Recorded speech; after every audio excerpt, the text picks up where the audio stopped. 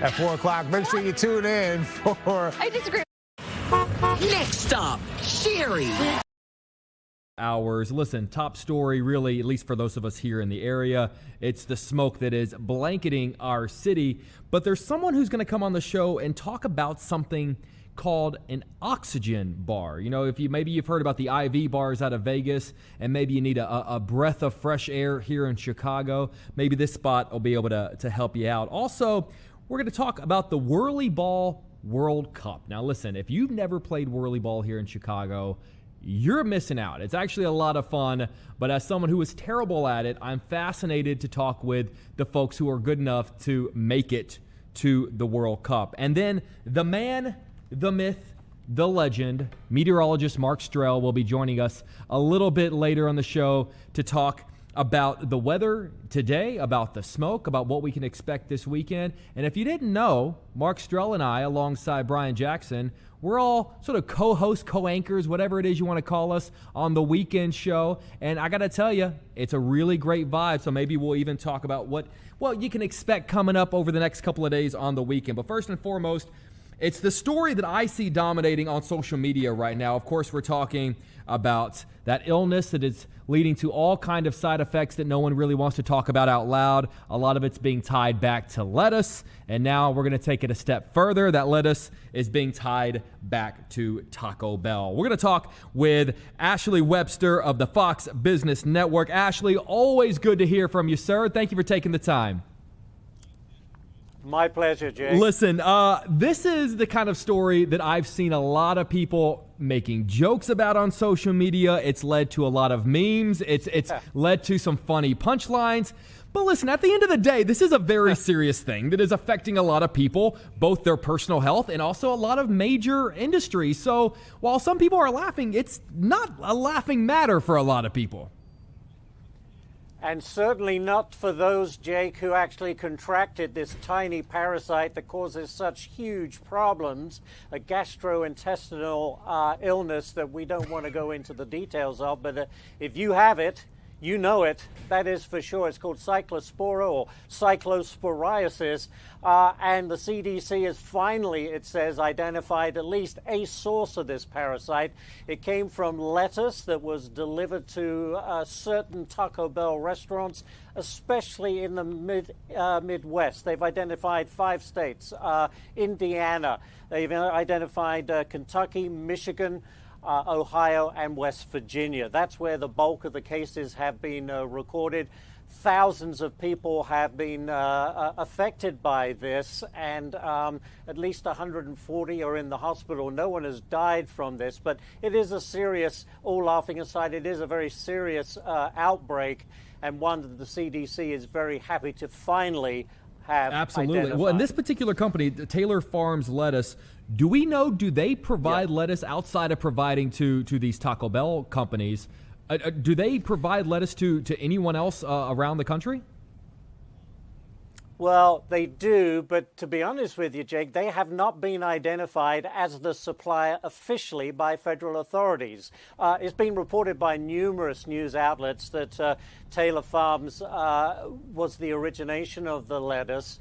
But look, they're based in Salinas, California. There are reports that the lettuce initially came from Mexico, but whatever, they do know that they've tracked lettuce from a supplier, even though they're not actually naming Taylor Farms yet.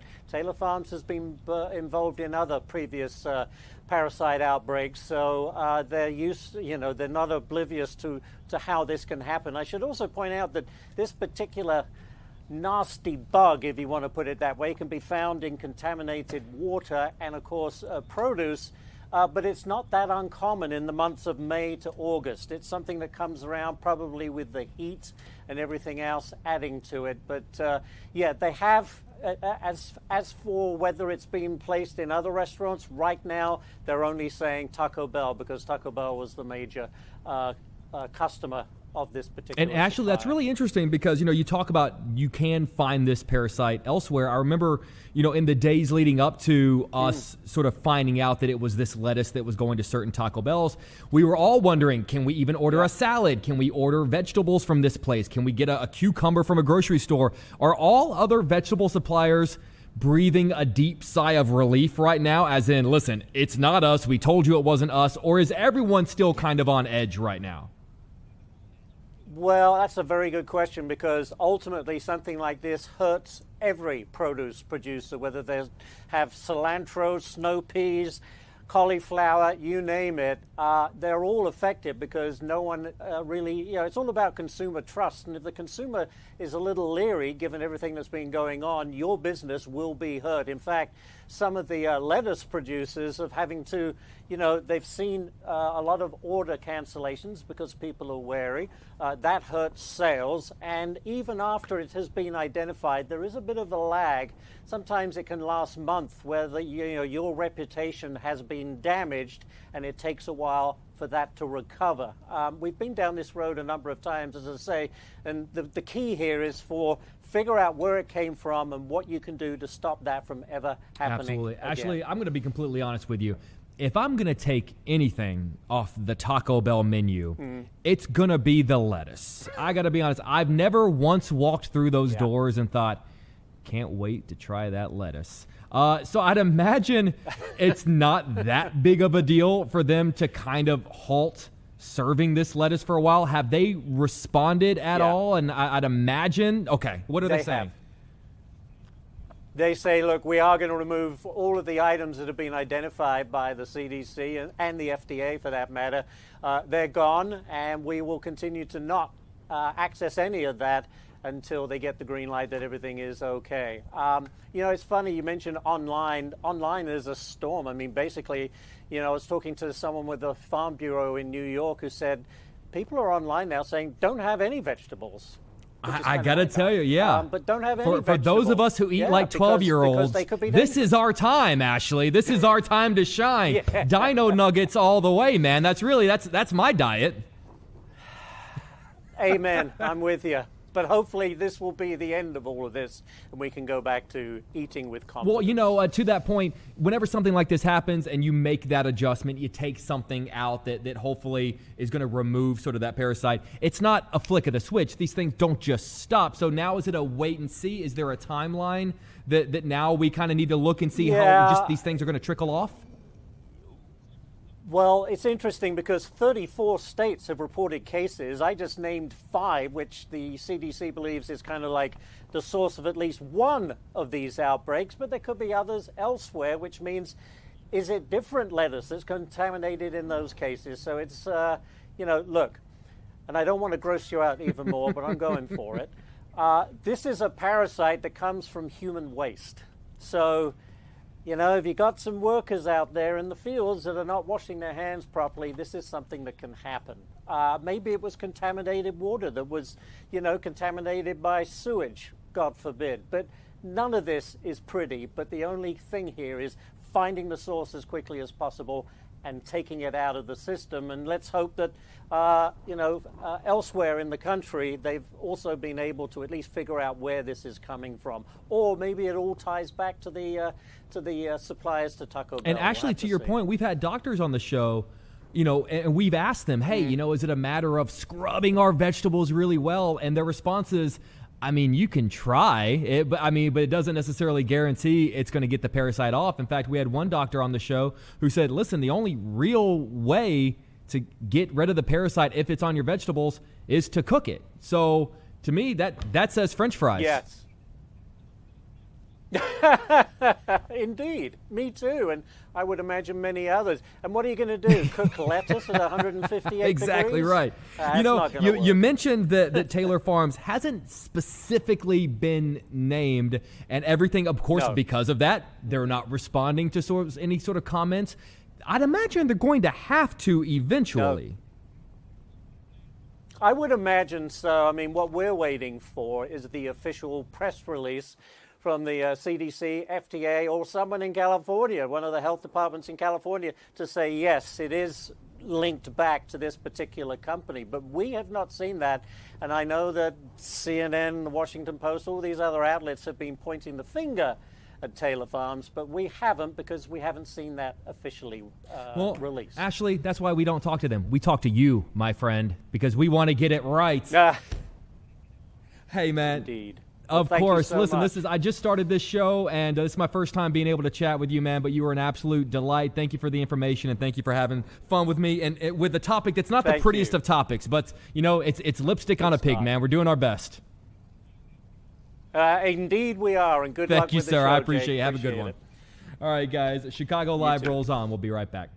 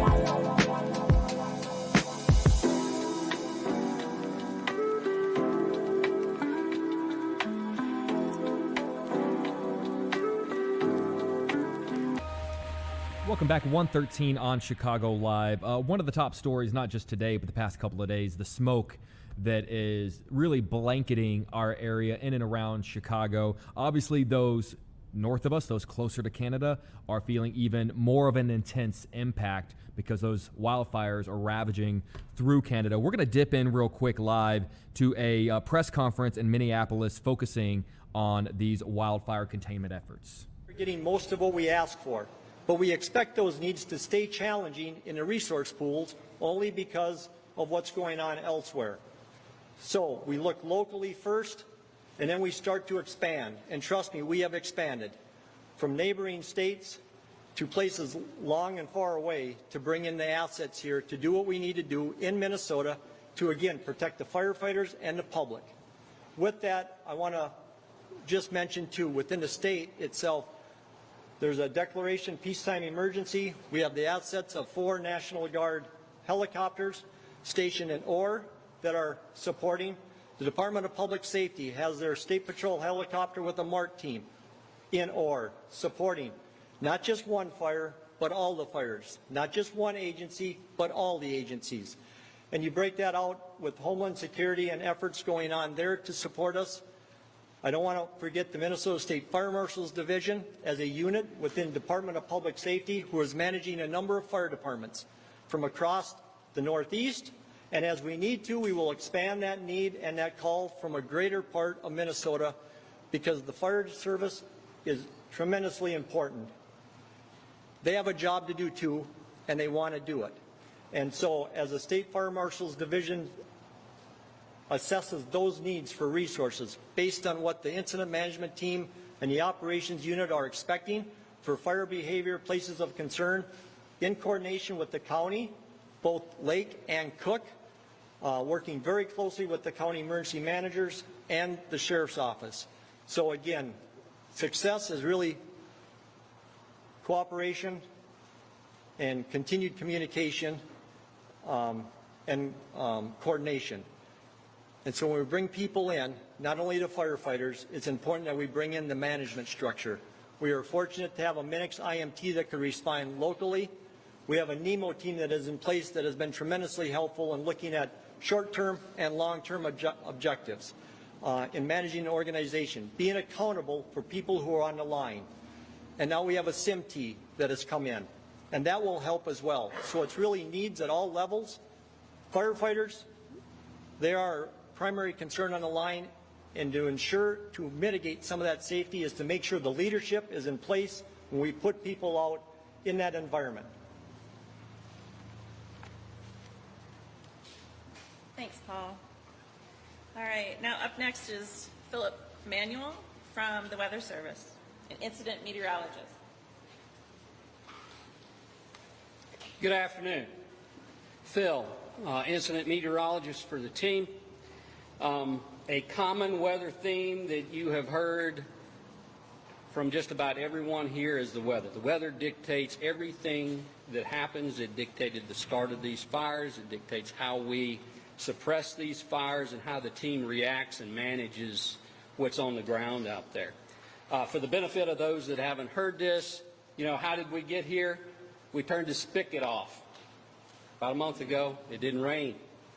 We had some lightning on or about July the 6th, and then it got hot, dry, and windy.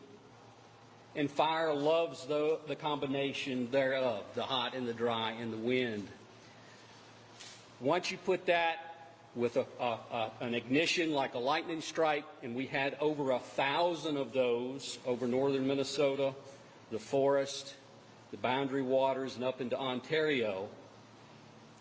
Once you have fire, not all of those lightning strikes caused fires, but the ones that did, once that wind got on it and once we got those hot temperatures, those fires ran. Some of them 5, 6, 7 miles in a day sort of thing. And then the next day we had a front come through and the wind blew from the opposite direction, and they moved and they got larger. And they're out there still. I mean, we had some moisture. We had roughly a ½ inch to an inch of rain. That's good. But I want you to imagine moisture that you get within an hour or hour and a half, which is what we had this morning, maybe 2 hours worth of a downpour. What happens when you pour water on something? It runs off really quick. Whereas if you could have an extended period of rain, then it would moisten things up. So we haven't done that. What's happened now is the water has caused a temporary pause in what's going on. The smoke's cleared, the wind shifted, and we, and I don't say we in the sense of the team, we as the community get complacent. We think everything's okay because the smoke's gone, must not be any fire out there anymore, right? No, that's not the case. The wind is just blowing the smoke in a different direction, and everything out there within a day or two, as soon as that sun comes out, is going to dry back out again, and it's going to start to move across the landscape again. So don't think just because the air cleared that you can run in business as usual. That does not happen, not with fires of this size. So this momentary pause, I'll repeat, don't let your guard down, because the outlook in the weather forecast, if you're paying attention, temperatures going back up this weekend, wind's going to pick back up this weekend, and we're going to be right back at it with these fires moving on the landscape. Double-edged sword. What happened today when it rained? We had lightning. You can hear it out there rumbling right now, right? There's new points of ignition, those lightning strikes, some of them most likely hit something that was dead and down, and it's in there smoldering around just like a cigarette, and we don't know about it. And we don't know about it because it hasn't got big enough to be detected. The smoke may mask the new smoke that it's producing, and we're not going to see it until it gets big enough, and we're going to have some new starts out there. So I caution you, it's like anything else. When you're fighting a battle, look behind you, because it may be sneaking up behind you. There might be something new out there. So we're going to be out there actively looking for that kind of stuff. When do we change this cycle? Weather started all of this, and most likely weather will end all of this. We will manage it until that time comes. I've said before, my neighbors on the southeast coast, because they had big fires this spring, you needed rain with a name to put the fires out, and it did. Those in Georgia, those, northern Florida. But up here, odds are you're not getting that sort of system. What we're going to have to depend on is a weather pattern change that brings repeat rainfall. Again, long duration rain, not something that comes from a thunderstorm. We're going to be dealing. So that's a live press conference out of Minnesota. We were listening to a meteorologist talking about the weather's impact on the continuation of these wildfires that are no longer contained to Canada. 15 active wildfires now burning in Minnesota. So it is very much, as it has been the past few days, but in regards to the wildfires, very much a domestic issue for us here now. Speaking of the wildfires, speaking of the smoke, the past 36 hours has been a massive impact on the people in and around the city, constantly having to, whether you want to or not, breathe in that wildfire smoke. Earlier on Good Day Chicago, we did a segment that equated it to, I think, about 20 cigarettes you're smoking while you're just breathing in that wildfire smoke. We're going to bring in Dr. Nikita Cloud of the Cloud Medical Institute. They're launching something really interesting, complimentary oxygen bar sessions for outdoor workers and seniors. Dr. Cloud, thank you for joining us. We appreciate you. Doctor, I think you might be muted. Let's get you unmuted because we want to hear what you got to say. All right. I think I'm unmuted. There now. we go. Much better. Much better. Listen, this is really interesting, and I'll tell you, sometimes we talk about these topics in the newsroom in advance, and when the oxygen bar sessions came up in the newsroom, a bunch of heads poked up and said, what is that? What is the oxygen bar? So just, first of all, before we even talk about sort of the complimentary, oxygen bars that you're giving to people, explain the concept and how it works. Okay, yes. Well, first and foremost, I do want to say our thoughts and prayers are with all the first responders who are risking their lives every day, especially during these devastating wildfires. But how it works is normally outside, you're only taking in 21% of oxygen. Here, you're taking in 99% of pure oxygen. And I made an aroma, I put an aroma to it. So now when you're taking in the oxygen, it helps with brain fog, headaches, helping you with mental clarity. The list goes on and on. So that's how we came up with the oxygen bar. Honestly, I saw it in the airport in Las Vegas a couple years back. And I said, hey, I need to bring this here. So I looked around in Chicago to try to find one, and the closest one was all the way on the north side. So what can we do on the south side of Chicago to bring this concept? So yeah, that's how it all began. So what is an actual session like? I'd imagine sitting down in a chair, oxygen mask. And then how much time is someone doing this?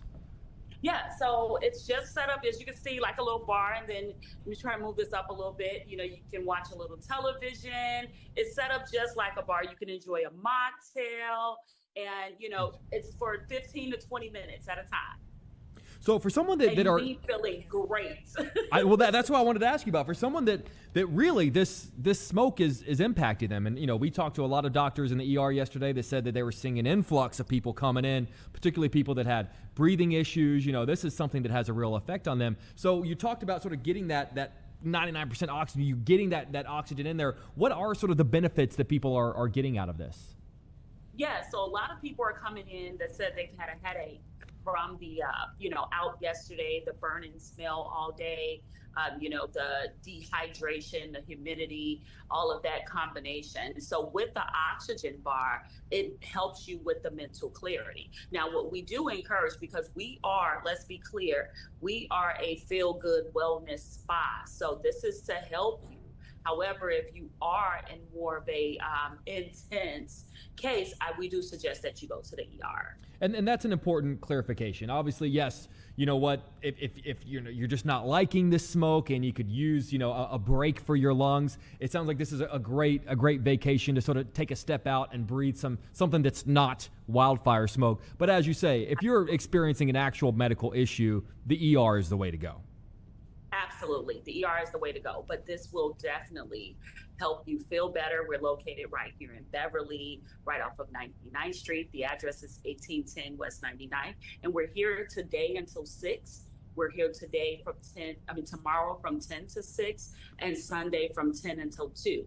So if you're out, if you're an outdoor worker, if you're a senior citizen, come in. It's absolutely free. Usually we charge $30 for a session, and the session is about 15 to 20 minutes, but it's absolutely free because we understand and we're doing our part to give back to the community that gives to us. I really, and let's talk about that for a second, because you guys are really helping people out that are first responders, that are working outdoors, seniors, firefighters, EMTs, paramedics, police officers. These are all people that basically, and we talked about this yesterday, we tell people on the news, don't go outside, don't breathe this air, but there are some people for whom they don't have a choice. It is what they have to do. It is part of their job, is being outdoors. And for those people, it sounds like you really want to make sure you're helping those out.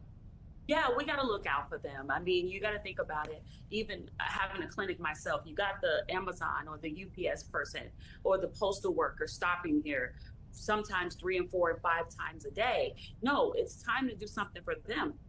Or even the construction workers, the public works departments that are outside working, they can't take off. Those are literally our heroes, and they should be treated as such.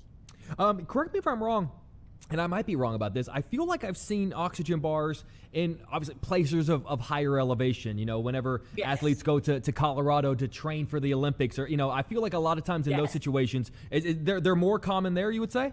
Yes, more common there. You also seen the oxygen bar usually go hand in hand with the IV therapy. Interesting. So, whenever this smoke clears and it's not a part of the conversation anymore, and you know what, God willing, that all the fires go down in our area and in Canada, it sounds maybe a benefit for athletes? It's absolutely a benefit for athletes. I would encourage athletes to come over. I would encourage not just athletes, let's say high functional adults all the way around, the adults that work 24/7 and are not necessarily taken out. So let's say you're studying for a big test and now you're so stressed and you're overwhelmed and now your brain is just kind of all over the place. This is for you too. Dr. Cloud, what about a long line of people that are working in a newsroom right now? Bring the whole staff. Okay, all right. Before we let you go, one more time, let people know about the appreciation weekend that you have going on this weekend, and then you know what, maybe they're not one of those people that work outside, but down the road this sounds interesting to them, where they can find you guys. Oh, absolutely. So we're located at 1810 West 99th Street in Beverly, Chicago. And you can also visit us on our website at www.joincloudmen.com. But again, we are open from 10 a.m. until 6 p.m. today, 10 a.m. until 6 p.m. tomorrow, 10 a.m. until 2 p.m. on Sunday. So you're open, come in, enjoy a delicious mocktail, and enjoy an oxygen treatment, all on us. Fantastic. Dr. Nikita Cloud of the Cloud Medical Institute, we appreciate your time. Thank you very much. Thank you. All right, guys, just about 1:30, Chicago Live rolls on. We'll be right back.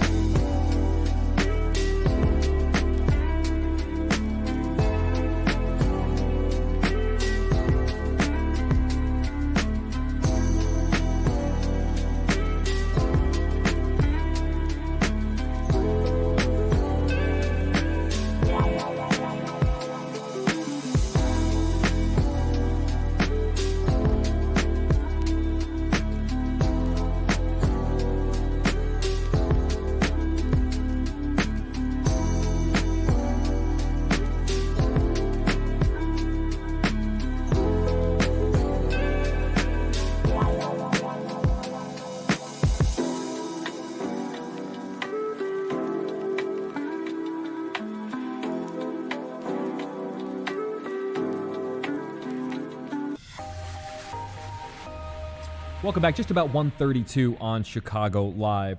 This one is a story that actually really shook me whenever I heard it, because it affects a restaurant that I actually have frequented many times. A beloved Streeterville restaurant known for sushi, new Japanese fusion lounge. Actually, a burglary caught on camera. A suspect armed with a power tool caught on camera breaking into this longtime family-owned restaurant. We're going to talk with the owner of New, Sherry Chung. Sherry, thank you for joining us. We appreciate you. Hi, thank you so much for having me. Of course. Full disclosure, I've been to your restaurant many times. My girlfriend Iris and I, we go there a lot. And so we were shocked to hear what happened. Can you tell us just a little bit about what happened?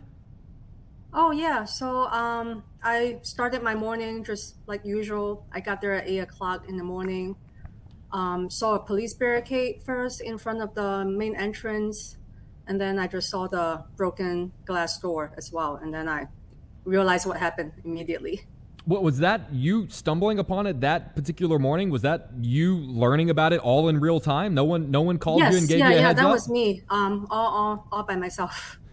And the suspect armed with the power. What did you guys see on camera? You guys were able to capture some of this on camera. Oh yeah, for sure. Yeah, we were obviously shocked and disappointed, but after seeing the footage, what really surprised us even more was the level of boldness involved. The individual didn't seem concerned about concealing their identity and took their time inside the business. Wasn't even wearing a mask or gloves. And once the suspect was inside of the restaurant, then what happened? He first just went straight to the cash register, of course, and then he found his way to the back and broke into our office as well. Did he make his way out with cash or with anything of value? Not a lot, some cash, I would say, but nothing else. Like we had liquor inventories, electronics, but he pretty much just aimed for the cash. And has anything like this happened in the past? Have you guys ever had such just an aggressive break-in? Yeah, it has. That's why we don't really keep anything valuable at the restaurant anymore. It's happened twice before, unfortunately. And what sort of updates are you guys getting from CPD about what happened earlier this week? So far, we have not received any updates. They just came in once to file a report. Now, for people that are unfamiliar where your location is, you guys are right next door to AMC River East in Streeterville. And that particular location has been in the news a lot lately because it was a gathering spot for what people refer to as the teen takeovers, and there's been disturbances around that area. So how have you guys had to manage kind of what that area has been known to be over the past few months and even past few years? It's definitely been tough for the past couple years. It impact our business a lot. Being right next to the AMC theaters and the bowling alley. Yeah, but something when that happens to a local business, it really affects the whole community, not just the restaurant. Oh, for Yeah, sure. that's why it's so important that we continue looking out for one another during incidents like this. And to your point, on the other side of that AMC, opposite of you guys, is I think it's like a British pub, like a London kind of pub. So yeah, and there are other restaurants in that area. Do you guys communicate with each other about? I mean, obviously you all want that street, that block to remain safe. Or are all the restaurants and the different businesses in communication with each other? Oh yeah. We do have a local association called the SOAR, SOAR, and we have regular meetings about this kind of things happening in the neighborhood all the time, quite frequently. And you know, when this initially sort of started and we started covering a lot about what was happening around that AMC theater on East Illinois, what sort of updates were you guys or advice were you guys getting from CPD about how to handle that? I mean, you know, obviously you guys have no control over what happens in front of your business on a random Friday night, but you also have to know how to respond. Were you guys told at all how to respond to these things happening on any given weekend night? Well, quite frankly, we do have a 24/7 security team on site, so we thought it would be a lot safer, but that's not really the case. we kind of never know. The only advice we were given was to be more vigilant, I guess. The 24/7 security team, were they around when the burglary happened? No, unfortunately, they had no idea. I had to call them in the morning and let them know what happened. Besides of the broken door, my outer door was also wide open when I got there. Yeah, I don't think they were present for the incident. As a follow-up to that, if it's a 24/7 security team, is there a reason that they weren't around whenever this happened? I still have not gotten any response from them. No updates, but I'll definitely have to reach out to the landlord and for more details about that. For sure. Well, you mentioned that, you know, because of past instances, you guys sort of make a point not to particularly keep a lot of cash around, not a lot. No, not at all. Yeah, so it's very minimal. Maybe for that's him to go through so much work. It's kind of funny that how little he got. I mean, and that's, you know, I'd imagine obviously, and I know very quickly, you know, because I see that area a lot, that you guys were able to kind of, board up the door and because it's a lot of glass out front, but I'd imagine it's an important message to put out there. Listen, there's not that much inside, you know, whenever you guys aren't there.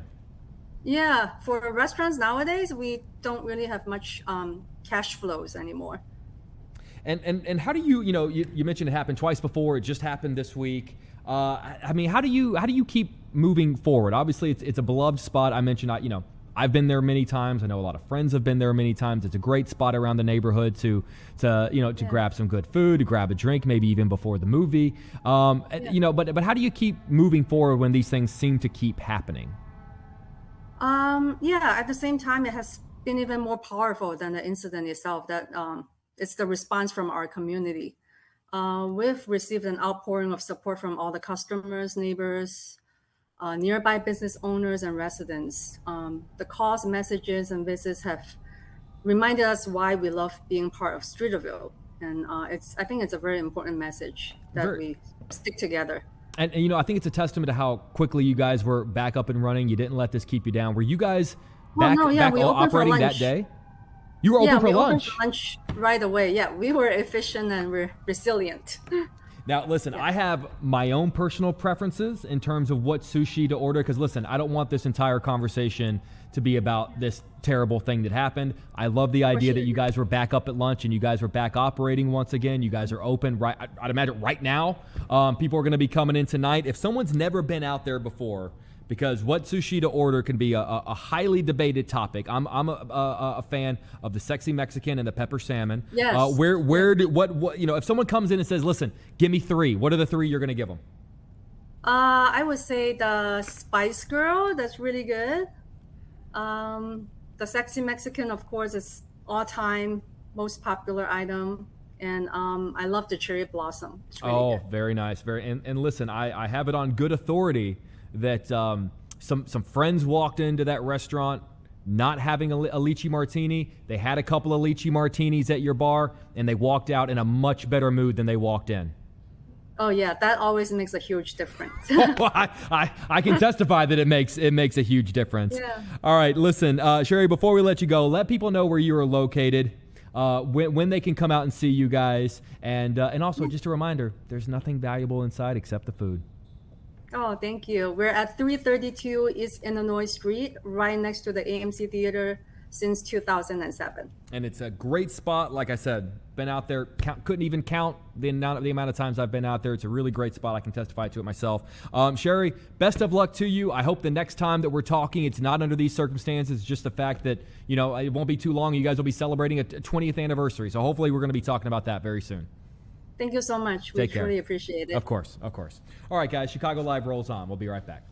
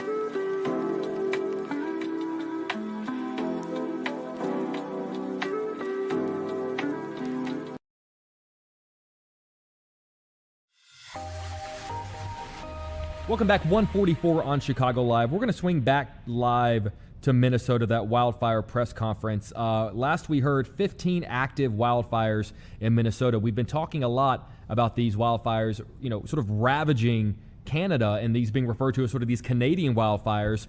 No longer. These wildfires are burning here domestically, right here in the United States, in Minnesota. Let's listen in. Typically, fire that size, if it was in areas that were accessible, you'd probably have, at least a couple hundred firefighters on that.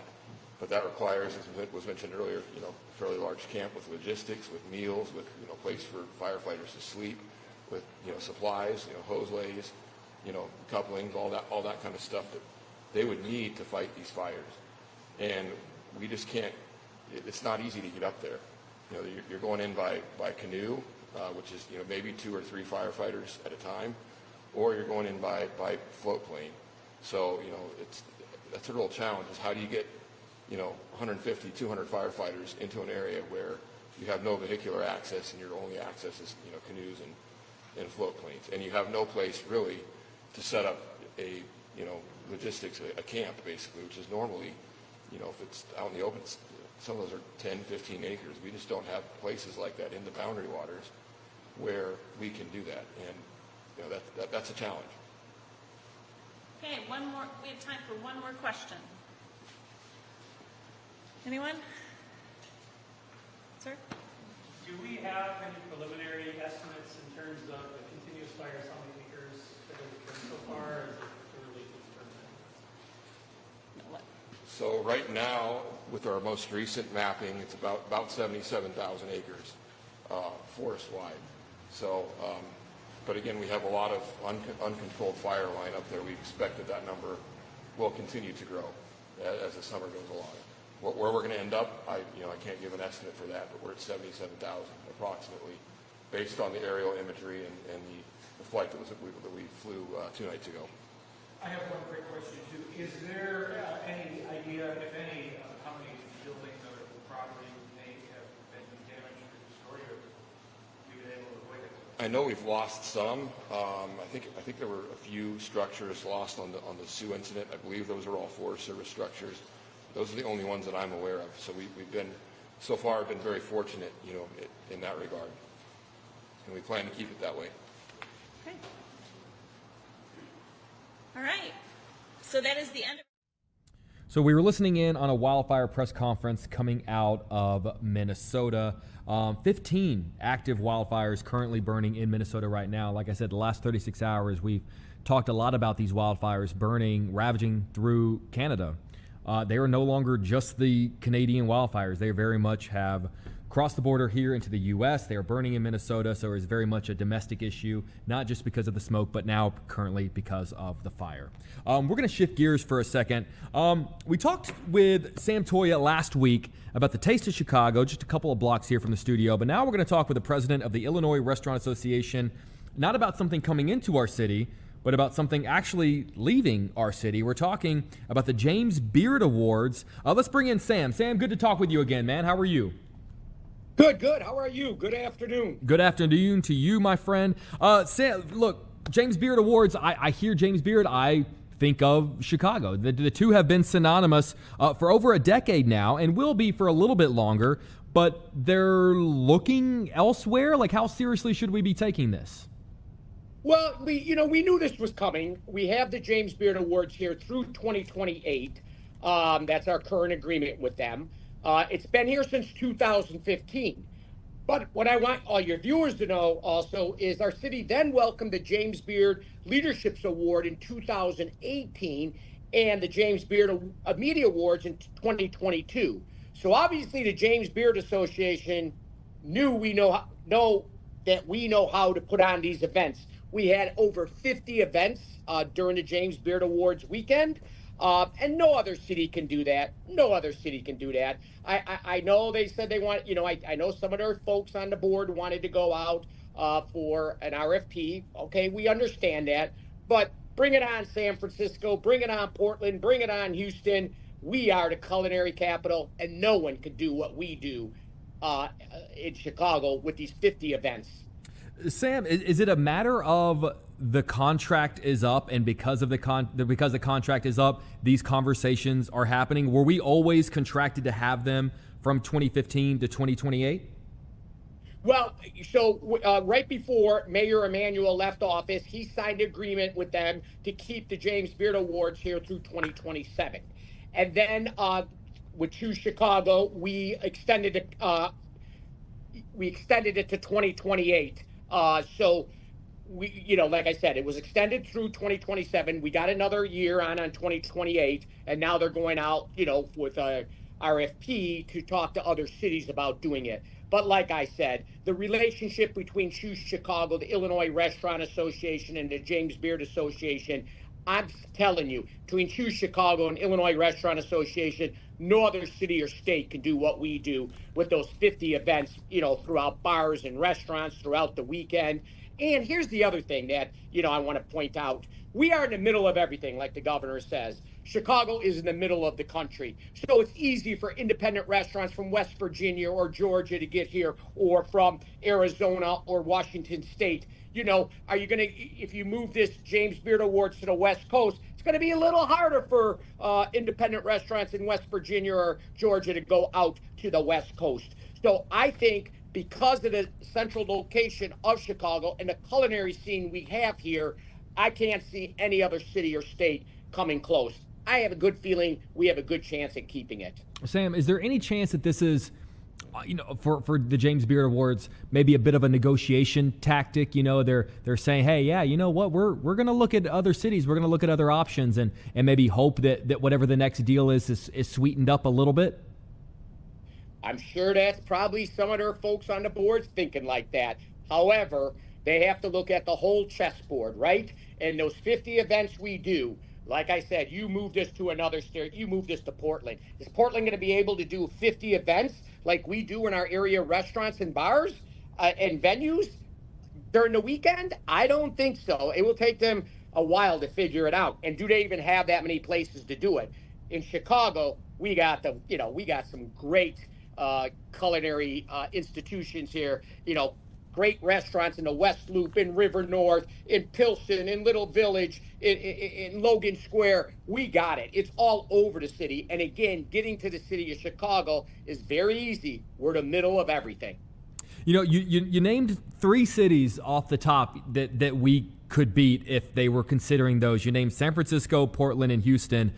Are those ones that you think are making a bid for it? Are those ones that you think are maybe our biggest competition, or are they just big culinary towns? I just think it's a little bit of culinary, and I've heard, little whispers throughout the years that those 3 cities would like it. I'm sure other cities like New Orleans would like it too as well. But I think those are the 3 that might really be looking at it a little bit harder.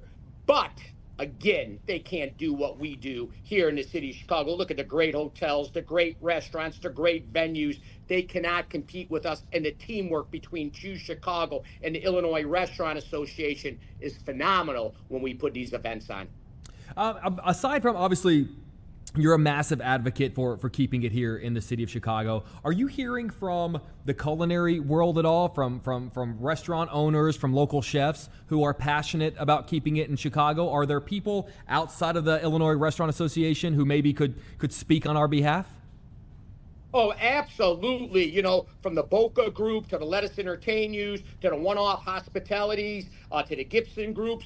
All of them want to keep the awards here in the city of Chicago. Like I said, we do the James Beard Leadership Awards and also the Media Awards. So think about that. We get all the media folks that come into town. Then they visit our great culinary scenes. Then they're writing articles in Boston, in Philadelphia, in Miami. And then people are like, oh, we got to go visit Chicago. It's all about guests in beds, diners and seats, and the James Beard Awards helps highlight our great culinary scenes. Because over 70% of the people now, before they even get to the city they're visiting, already know the restaurant they're going to visit. The back half of the plane is all about tourists.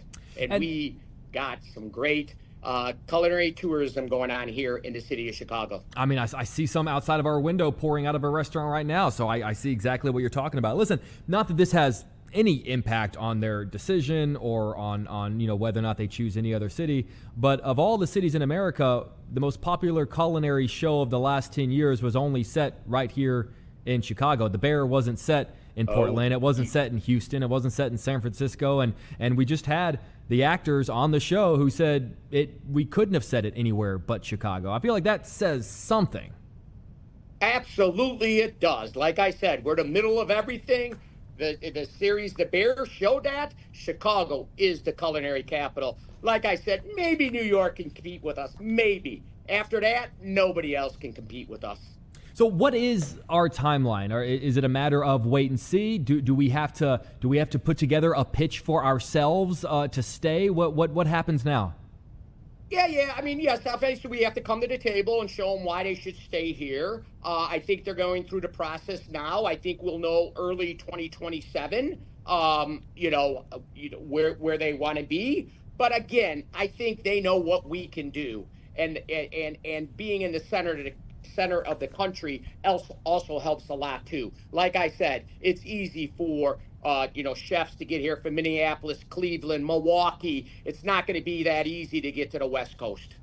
There might be a lot of people watching right now. If we talk about the importance of a restaurant or an industry or a business staying in Chicago, maybe they understand that, but maybe they don't understand the value of having a culinary award show in the city of Chicago. To someone who says, what does it matter whether they're here or not? What would you say to them?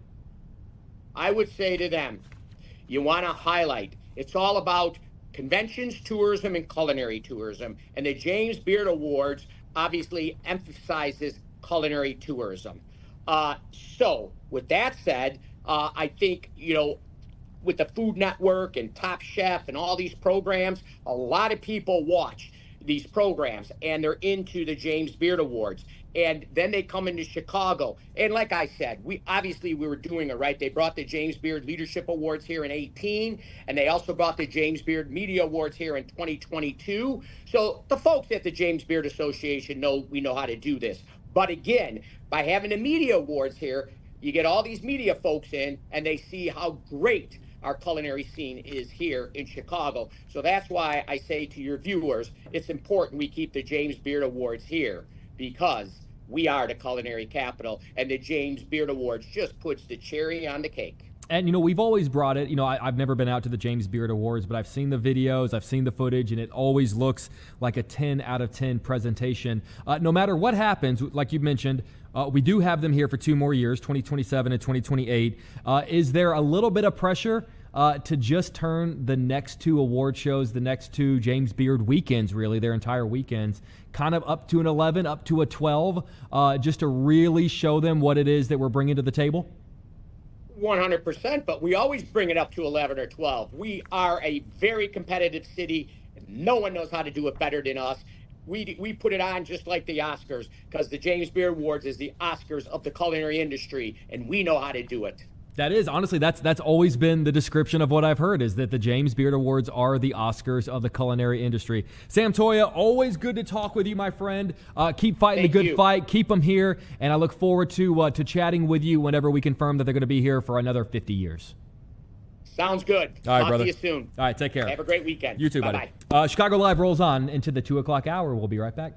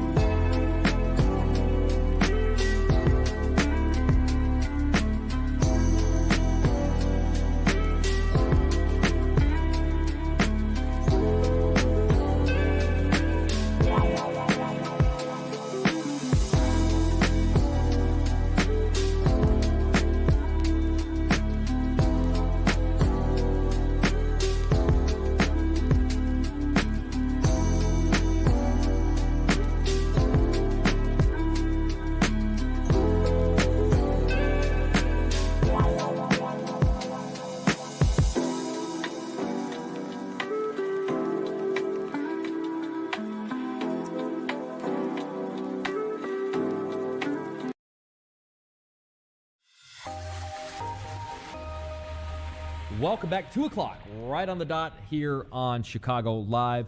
Listen, obviously, you know, the topic of today, the topic of yesterday, going to be for the next couple of days, is the smoke remnants coming out of those wildfires in both Canada and here in the U.S., but the impact that the smoke is having on us. And we're going to be talking about that to a lot of different degrees over the next couple of hours here on Chicago Live. But listen, it's not just us that it's impacting. It is impacting our pets. It's impacting animals all around the area. And we're going to talk with Casey Cronus, who has a fascinating story and a really unique angle into this wildfire smoke story. Casey, are you with us?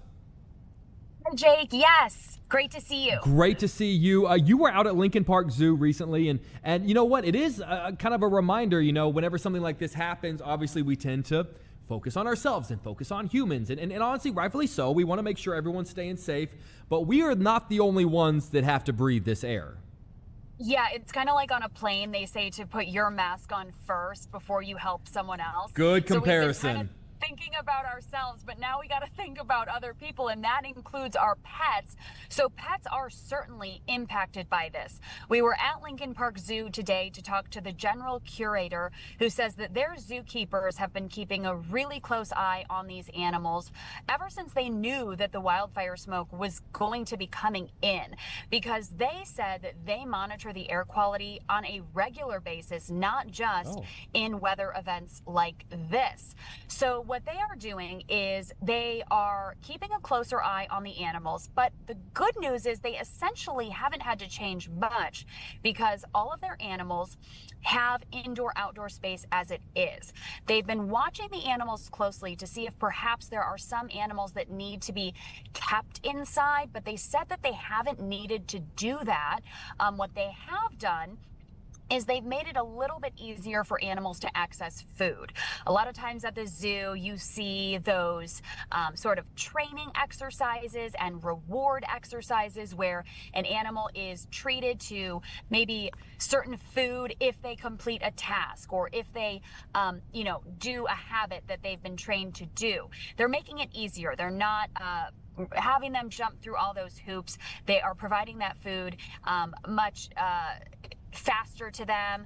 It's more readily available. And then, of course, water is available around the clock for the animals. So not too much has needed to change at the zoo, which is great. But I did speak with an emergency vet as well. And she said that it is so, so important to keep a really close eye on your dogs and cats right now if you have pets at home. And some things to look out for include coughing, runny nose, watery eyes, and open mouth breathing. If your pets are open mouth breathing, that is a sure sign that they are having a harder time and that it may be time to contact your vet. That's really great information because, you know, obviously our pets or the animals at the zoo, what have you, they can't vocalize, they can't communicate. I want to swing back to Lincoln Park Zoo for a second. Obviously, some of the bigger animals, the lions, the bears, the gorillas, they have that ability to go in and out of their enclosures. So you said they haven't had to make that many adjustments. Does that mean that they're still able to go in and out and go outside, or have they kind of tried to keep them on the inside area? Yeah, so right now they're still able to go in and out. What they would have done is if they see an animal that is struggling, or perhaps an animal with an underlying condition, they said it's the older animals that they are more concerned about. They may have sort of locked their outdoor habitat access, but they thankfully haven't needed to do that. And then you've got other animals like the reptiles, which are, not really affected by this because all of their indoor exhibits have super high ventilation and filtration. We were in one of those exhibits earlier today around noon in the small mammal and reptile exhibit, and no sign of smoke, no smell of smoke in there. So air is pretty good inside their buildings. It's more just right now watching the animals who do have that outdoor access and making sure that they're not struggling. And the general curator said the same thing, that the one sure sign is that open mouth breathing. If animals are exhibiting that behavior, it's when they need to get checked. You know, Casey, one of the tough things about being a pet owner, I experienced this with our dogs, is, you know, sometimes they exhibit weird behavior, and you never know, because listen, vets are expensive. Sometimes, you know, you bring your dog in because they're acting weird, and it just turns out that they have a tummy ache, and that'll be $700. And so you kind of want to hold off on bringing them in unless you know it's like an emergency. You want to make sure you're not being preemptive.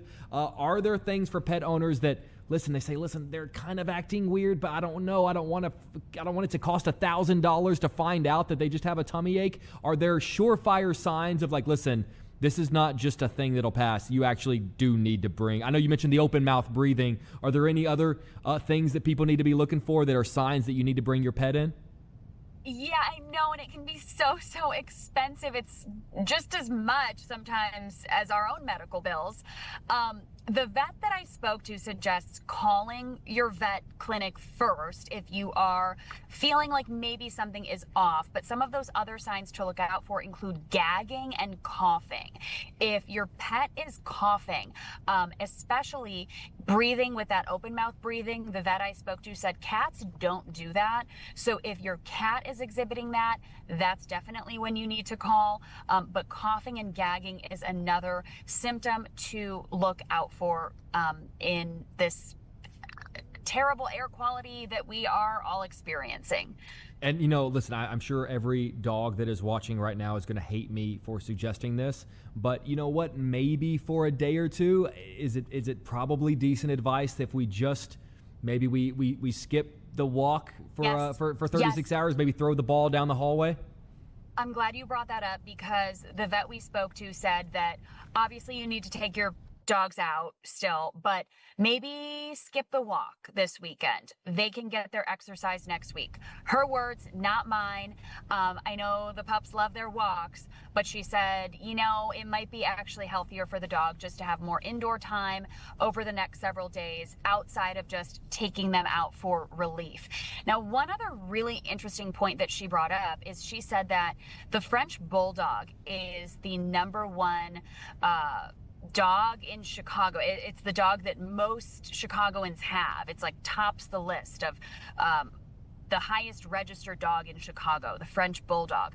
She said that if there's one type of dog that is going to be a little bit more susceptible to feeling the effects of this poor air quality, it's the French Bulldog, because they already are so short-faced and have such a squished snout as it is, that they are more susceptible than other types of dogs. I'd imagine them, probably pugs, probably any of the dogs that have kind of that squished face and the flat noses.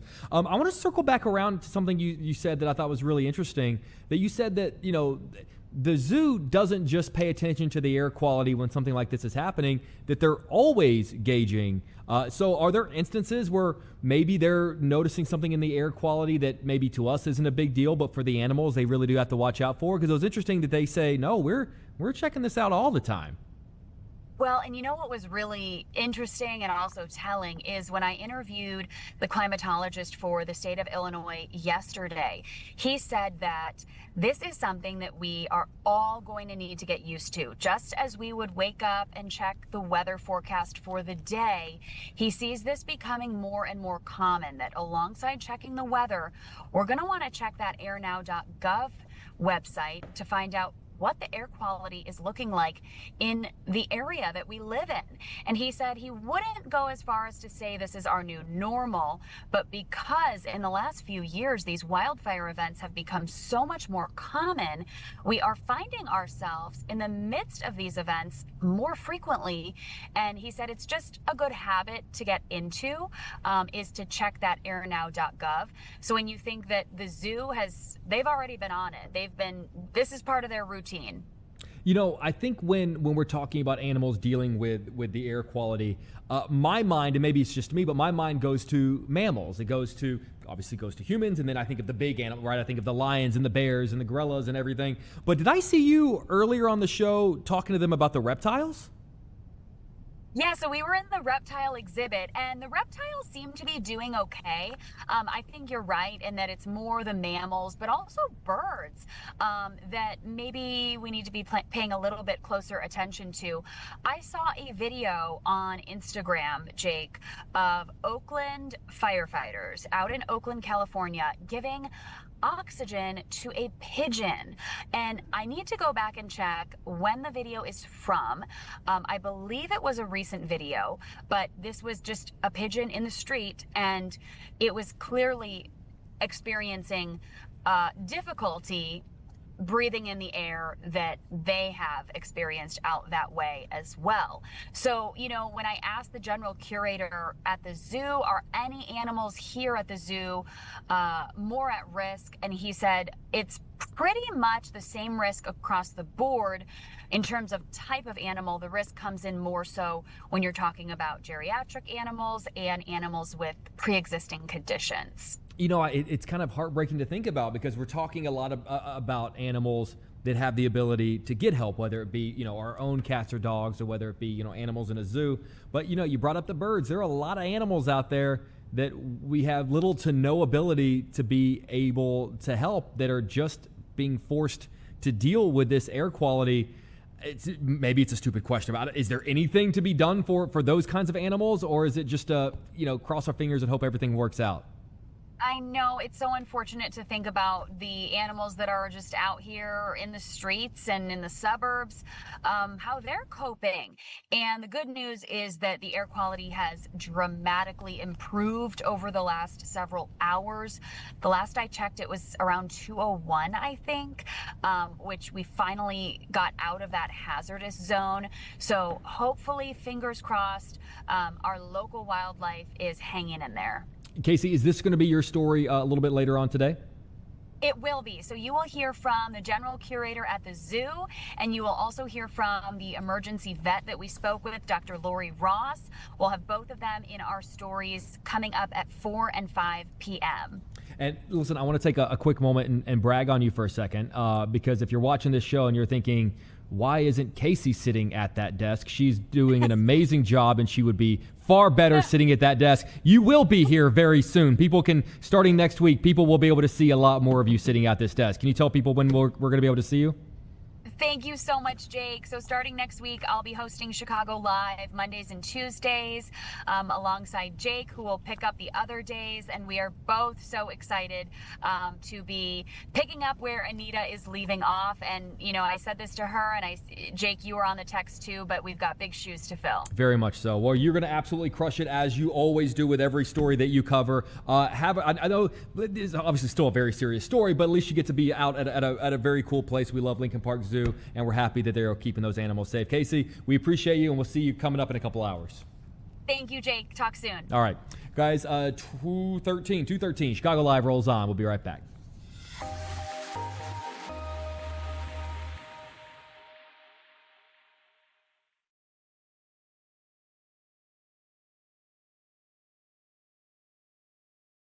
Hello?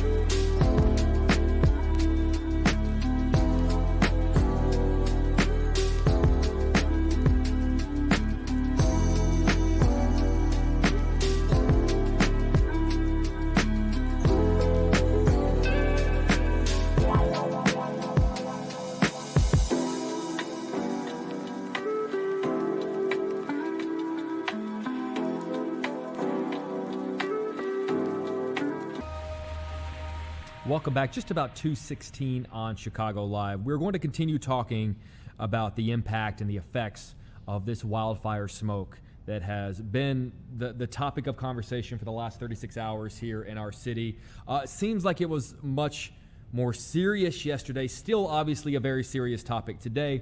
But our producer Perry and I, we were just saying, right in front of us is a window that looks south down toward Millennium Park, toward Grant Park. And this time yesterday on the show, that's in the area of where it's at. I could not see any of the high rises in the South Loop, could barely see any of the buildings along Millennium Park, along Grant Park in front of the Bean right there. They are much more visible today, still very much with smoke in front of them. It's still very much a concern for a lot of people out there today, obviously not stopping all the people around the Bean who are checking things out. But as we were saying, we just earlier in the show, we listened in on a live press conference out of Minneapolis. For the last 36 hours or so, we've been talking about these wildfires in Canada. They're Canadian wildfires. The fires are ravaging the Canadian forest.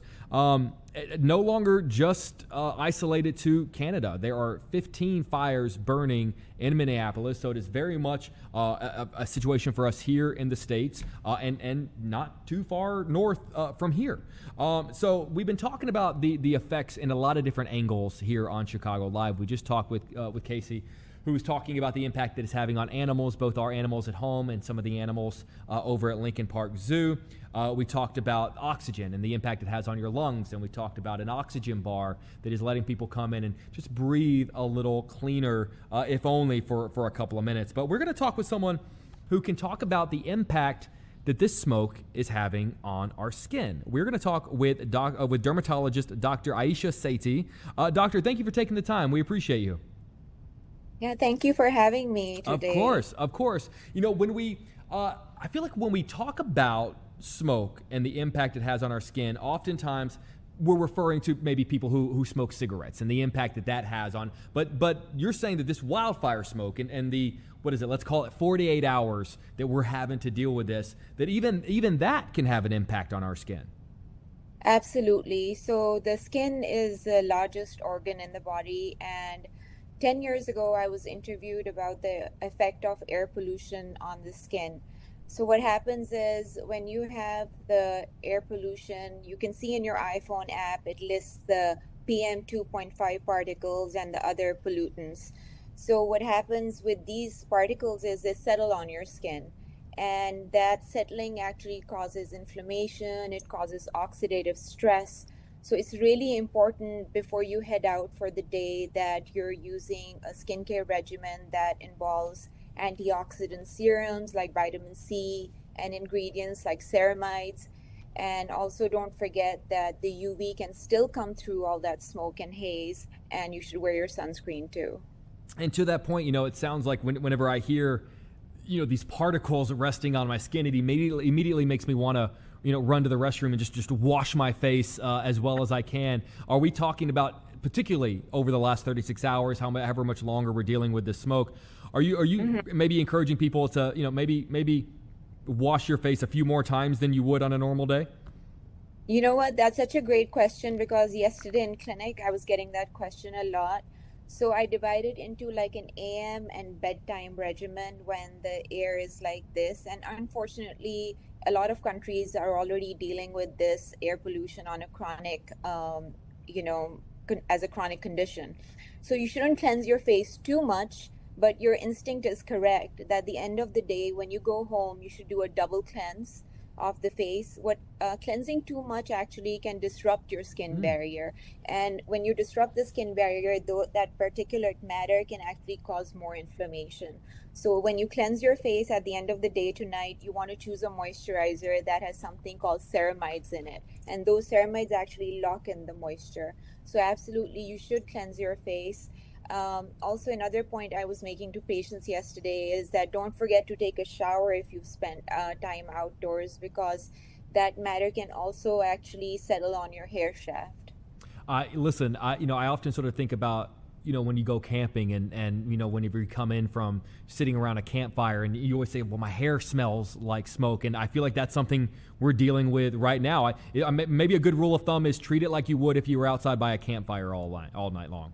That's a great analogy. And I think, the hair smells smoky and we can't see that matter on the skin. But, another thing to keep in mind is with that campfire analogy, that think about that campfire being sustained for several hours and you're just not able to see it. You're able to smell it, but on your skin, it's settling down.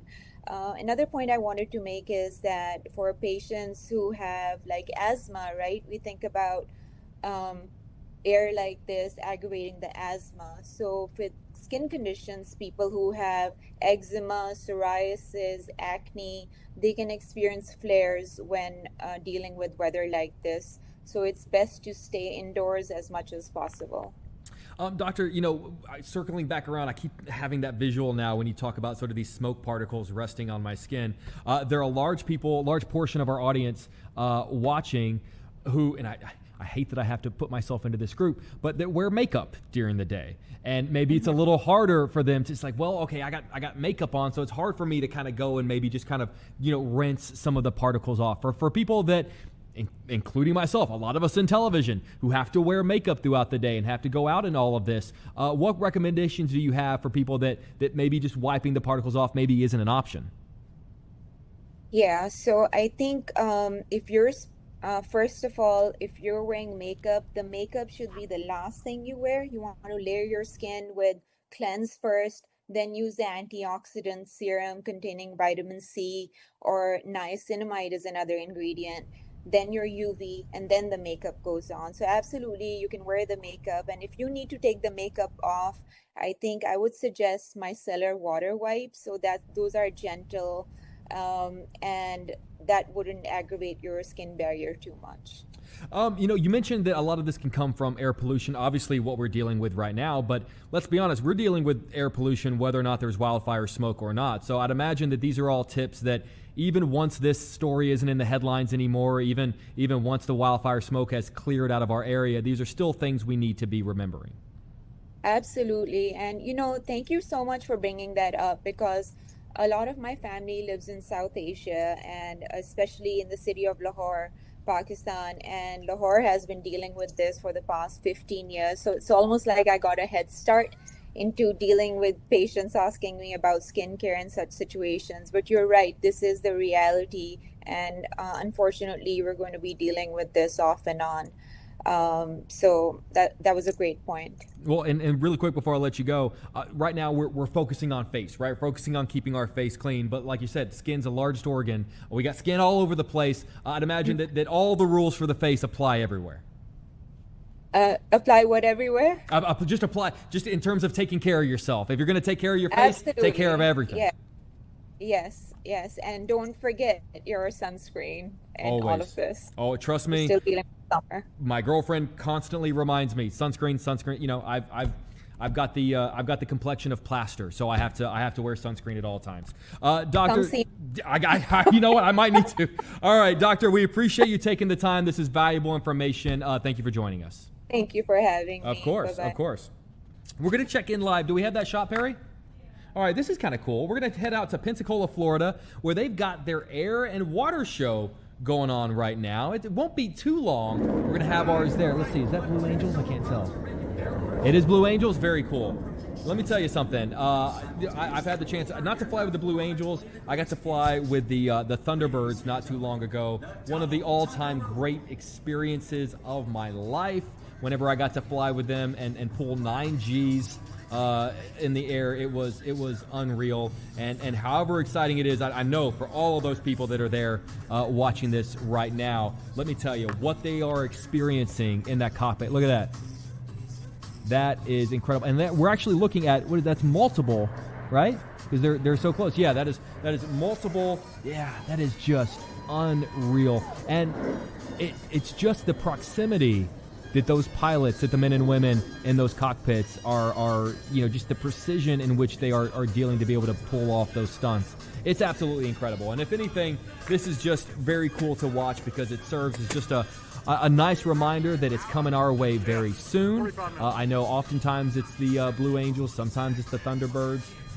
But it's always, whenever it's here in town, just a spectacular weekend to get out along the lake. We have the absolute best area to be able to watch that, and so they can't get here soon enough. But it looks like they've got quite an exciting show going on. Here's the downside of taking a live shot from an air and water show is that it's a little bit of hurry up and wait. You know, the Blue Angels, they're fly by, and then they got to get back in formation. There we go. And you know what? You have to give props to our crew out there, because, you know, if you've been to an air and water show, oftentimes, particularly with the Blue Angels, you don't really know where they're coming from.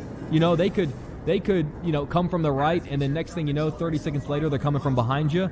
So, you know what? I know our crew is doing a great job out there, doing their best. In addition to moving the camera around, I guarantee you right now, the photographer behind that lens, they're scoping out. The head is on a swivel. They are looking to try to figure out where they are coming from next. And then they got to rack focus. They got to get the camera into position. So they're doing a great job out there, constantly trying to. And you know what? By the time you find them, they've already moved on to the other side of the sky. So lots of fun being out there. Looks like they got a great audience. Looks like they're having a great day. Here they come back. That's just so cool. Oh, look at that. Come on. This is, I'm a nearly 30-year-old man. Whenever I see things like this, I revert back to like an 8-year-old kid. I grew up going to air and water shows in Texas. I constantly go to the air and water show here in Chicago, and I never get tired of seeing everyone, the stunt planes, the Blue Angels, the Thunderbirds, all of the men and women, all of the incredible pilots that are sitting in those cockpits. It is absolutely an incredible experience. Like I said, been lucky enough by nature of getting to work with Fox Chicago. They've offered us so many incredible opportunities. I got to fly, like I said, with the Thunderbirds a couple of years back. One of the best experiences of my life. I got to fly inside one of the stunt planes while one of our amazing photographers was opposite me in a different stunt plane shooting us. We did barrel rolls. We did the loop-de-loops. We did all the things.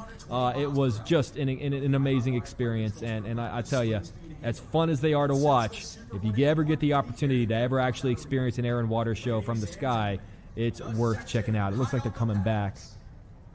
Oh, that's always kind of cool to see whenever they kind of coming at it from an angle and almost a little bit slower. And I'm sure our camera crews are grateful that they actually have a moment to kind of focus up on them.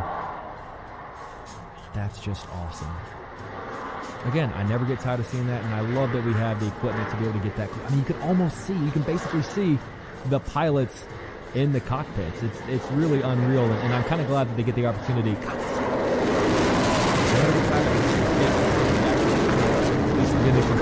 Going back to 8-year-old Jake, watching this and looking up with my dad going, look, there they are. This is just the absolute coolest thing. So they're having a lot of fun out there, Pensacola, at their air and water show, getting a chance to check out the Blue Angels live. I was very happy we were able to dip in and see this for a little bit. Again, shout out to the crews out there. It is not easy trying to broadcast the Blue Angels live on television. As quickly as you get them focused up in frame, they have moved on to the next thing, and those crews out there did an amazing job. It's just about 2:30 here on Chicago Live. We're going to run a break. We'll be right back.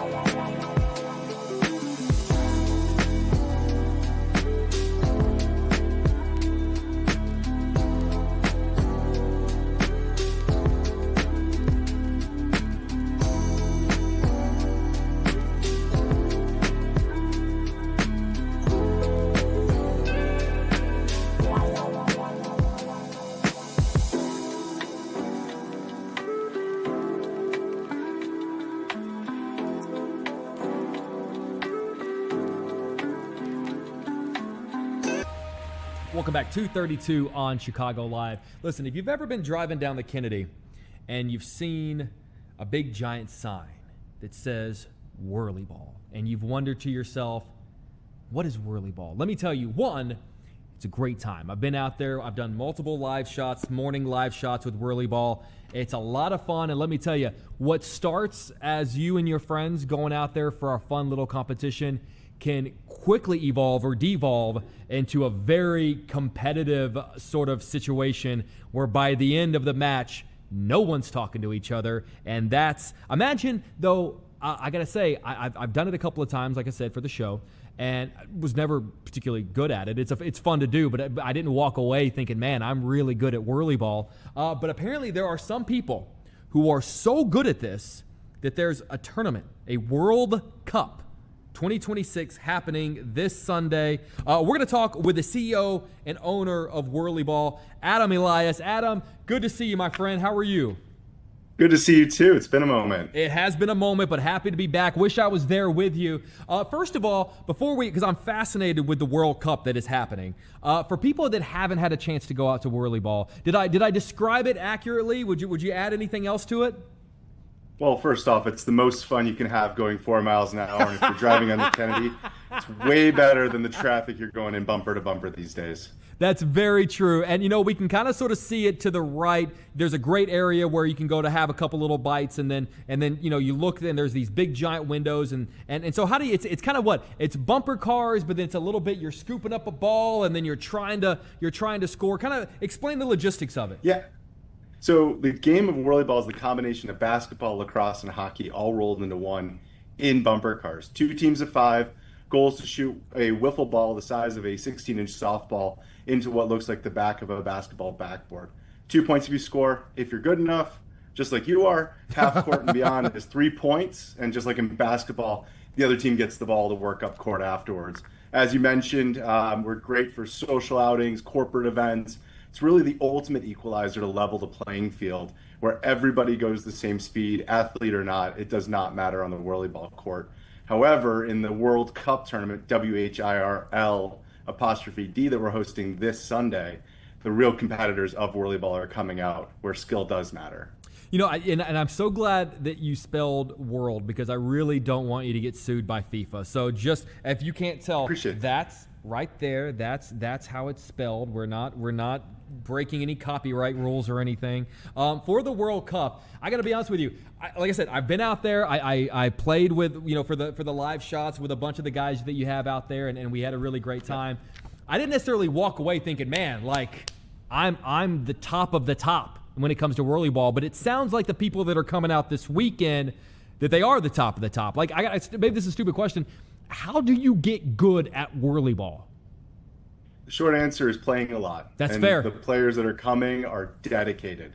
They sometimes practice throughout the week, buying court time on a regular basis, have their own custom scoops that they practice at home against a wall. Think of wall ball, if you would, for lacrosse or other sports where you practice off the court or off the rink. That's exactly what these guys are doing. And they're coming ready to win. Winner is going to go home. The winning team is going to go home with Team USA World Cup official jerseys as one of the big winning prizes, which we're excited to announce at the end of Sunday's tournament. And let's talk a little bit more about the tournament, because maybe if you're hearing this and you're thinking, God, I've never done it before. It sounds fun. I kind of want to do this. It sort of sounds like maybe at least while you guys are doing the tournament, we want people to go out there and we want people to try it because it is a lot of fun. But maybe during the World Cup tournament, that's not the time to do it for the first time. Those that have been playing for a while, I'd highly recommend it. And if you're looking for something fun to do in this extreme heat that we're having and the smoky weather, I think it's a really good way to do it. Teams are about sold out. They're closing tonight at midnight. It's $250 per team, up to 10 players. So low cost to enter, and it's a double elimination. So even if you've never played before, you're still going to get on the court. You're going to get 2 full games in, be part of the action, and there's a bunch of drink specials, food offering, as well as we have bowling, laser tag, and a bunch of other activities that you can come in and enjoy. You said each team can host up to 10 people. How many people on a team can play at any given time?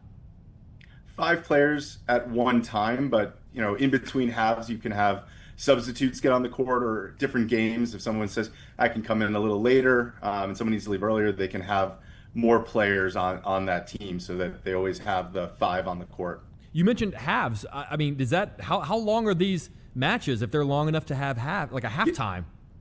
Games are going to be about a little over 12 minutes. They're going to have a 6-minute half. They're going to switch sides, part of the traditional way of playing, so that everybody gets to play on both sides of the equipment. So no one can say, oh, my cars were faster than the other side. So each team has the competitive edge, similar to like you would in hockey, where the home ice can have an advantage where the Zamboni doors are, if you will. Yeah. Same kind of thing with the whirlybugs. Listen, I mean, and you brought up a good point, which is, I whenever I didn't do well live on television, whenever I was out there, I think I used every excuse in the book, and I think you zeroed in on one of them, which is I think my cart was slow. I think it was slower than everyone else's. I'd imagine over the years of being out there, you've heard of a lot of excuses of why people have lost.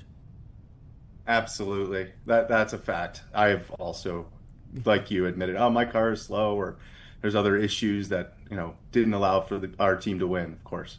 Listen, you're the owner of Whirlyball. Can you confidently say that all the carts go the same speed? They really do. We have been spending a lot of time tuning everything up for this weekend, and regularly we update it. But just like someone got a brand new golf club, well, this thing doesn't work. Is maybe not the club. But we always want to point somewhere else. And like you said, sometimes can acknowledge that. When we're talking about the speed of these carts, we are talking about a blistering 4 miles per hour. They're super fast. I mean, Absolutely. hold on exactly. tight, man. You know what? Over the years, you've seen people come out. I sort of joked, but not joked about. You begin these matchups as friends, and you can kind of walk away. I can tell you, man. Because it is a little bit of bumper cars, and you're bumping into people, and it can get a little aggressive. Have you seen friendships broken, relationships broken over the years on a whirlyball court?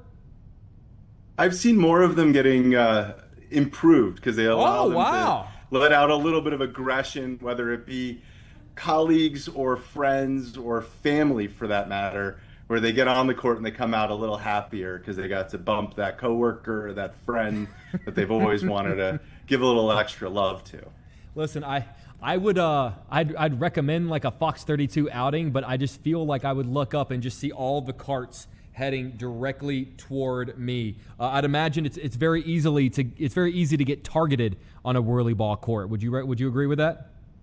Cornered, yeah, it certainly can happen. Yeah. But if you're keeping your head up, you can usually maneuver around it. It takes a few times to get familiar with driving a whirlybug because they can go forwards and backwards. They're a little more agile than your average bumper car you may have seen at the carnival. So it takes a little moment to get used to it, but once you do, you should be able to avoid most of the traffic as long as you're paying attention. Oh, it turns, man. I can tell you, those things, they turn. I can tell you, it was the kind of live shot when we did it where you really had to remind yourself we're on live television because you wanted to shout something at you, and maybe it included words that you're not allowed to say on live television. Just a fun reminder for people that Whirlyball is a family-friendly place. It sure is. See, that's what I'm talking We've about. been a family-owned business for over 3 decades at this point. So watch your language is what we're saying. In addition to the World Cup, you guys are doing something for Founders Day. What are you guys doing? Yes. Next month in August, on August 18th, we're honoring our visionary and founder, who also happens to be my father, Sam Elias, and his story of how he brought whirlyball to the Chicago area. And all month long, anyone who is a founder or people from the community who are legacy fans of ours will get some extra compliments, such as an additional court time and some other prizes and specials we're running for those local founders that run their companies and take on that step of starting something no one thought was possible. So we're really excited about that. We're also going to be bringing back some throwback 1993 pricing from when we opened our doors early January of 1993. So that will be something to look for in the week of Founders Day. There will be a ton of emails coming out from our email subscription. So if you're a Whirly fan or looking for more information on that, going to whirlyball.com and signing up for our e-blast list will get you all those details. We're really looking forward to it. And it's really a way to say thank you to the community also that's helped us continue going 4 miles an hour for the many many years that we have. Adam, how much did a whirly ball matchup go back in 1993? It was about $140 for an hour. For an hour? Oh, wow! For an hour, it's- that's actually that's not bad. I've got to ask you. You mentioned your father. Where did this start? Where did this originate? We started our first location in Lombard, Illinois in 1993. Oh, wow. With 2 courts, a concession stand, beer and wine, and a couple pizzas that you popped in the oven to order. It was a much smaller operation than our chef-driven menu, lane-side service experience that we've created today. And you guys have how many locations around the area now, or even just around the country, I'm assuming? Well, we have 3 locations today. We have one in the city of Chicago that we've been talking about, one in Vernon Hills, Illinois, which is about 45 minutes of the city. And then we opened a location in Brookfield, Wisconsin, which is just west of Milwaukee, for those that are familiar with the area. Fantastic. Before we let you go, I'm going to put you on the spot. Have you ever played your father in whirly ball? I have on many occasions, and we've actually played as a family back in the day. There's 5 of us, and my 2 brothers, mom and dad, we all played against others. So that was a really fun time back in the day. I noticed, Adam, that you didn't say who won.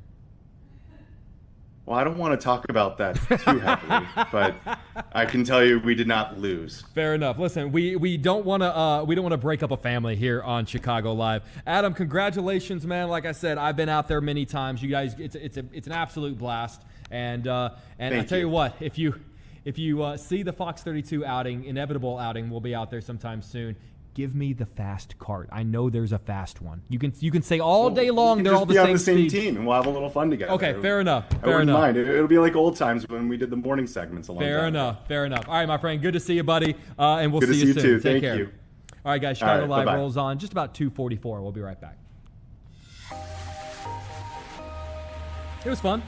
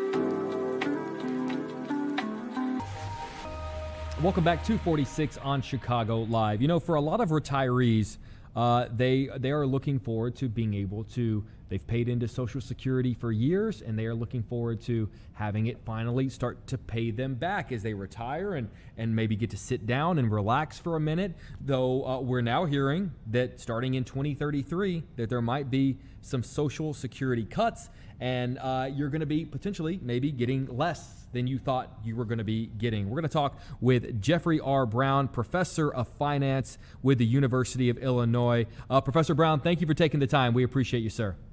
No, delighted to be here, even if this subject is not quite as exciting as whirly ball. Listen, we can make it as exciting as whirly ball, my friend.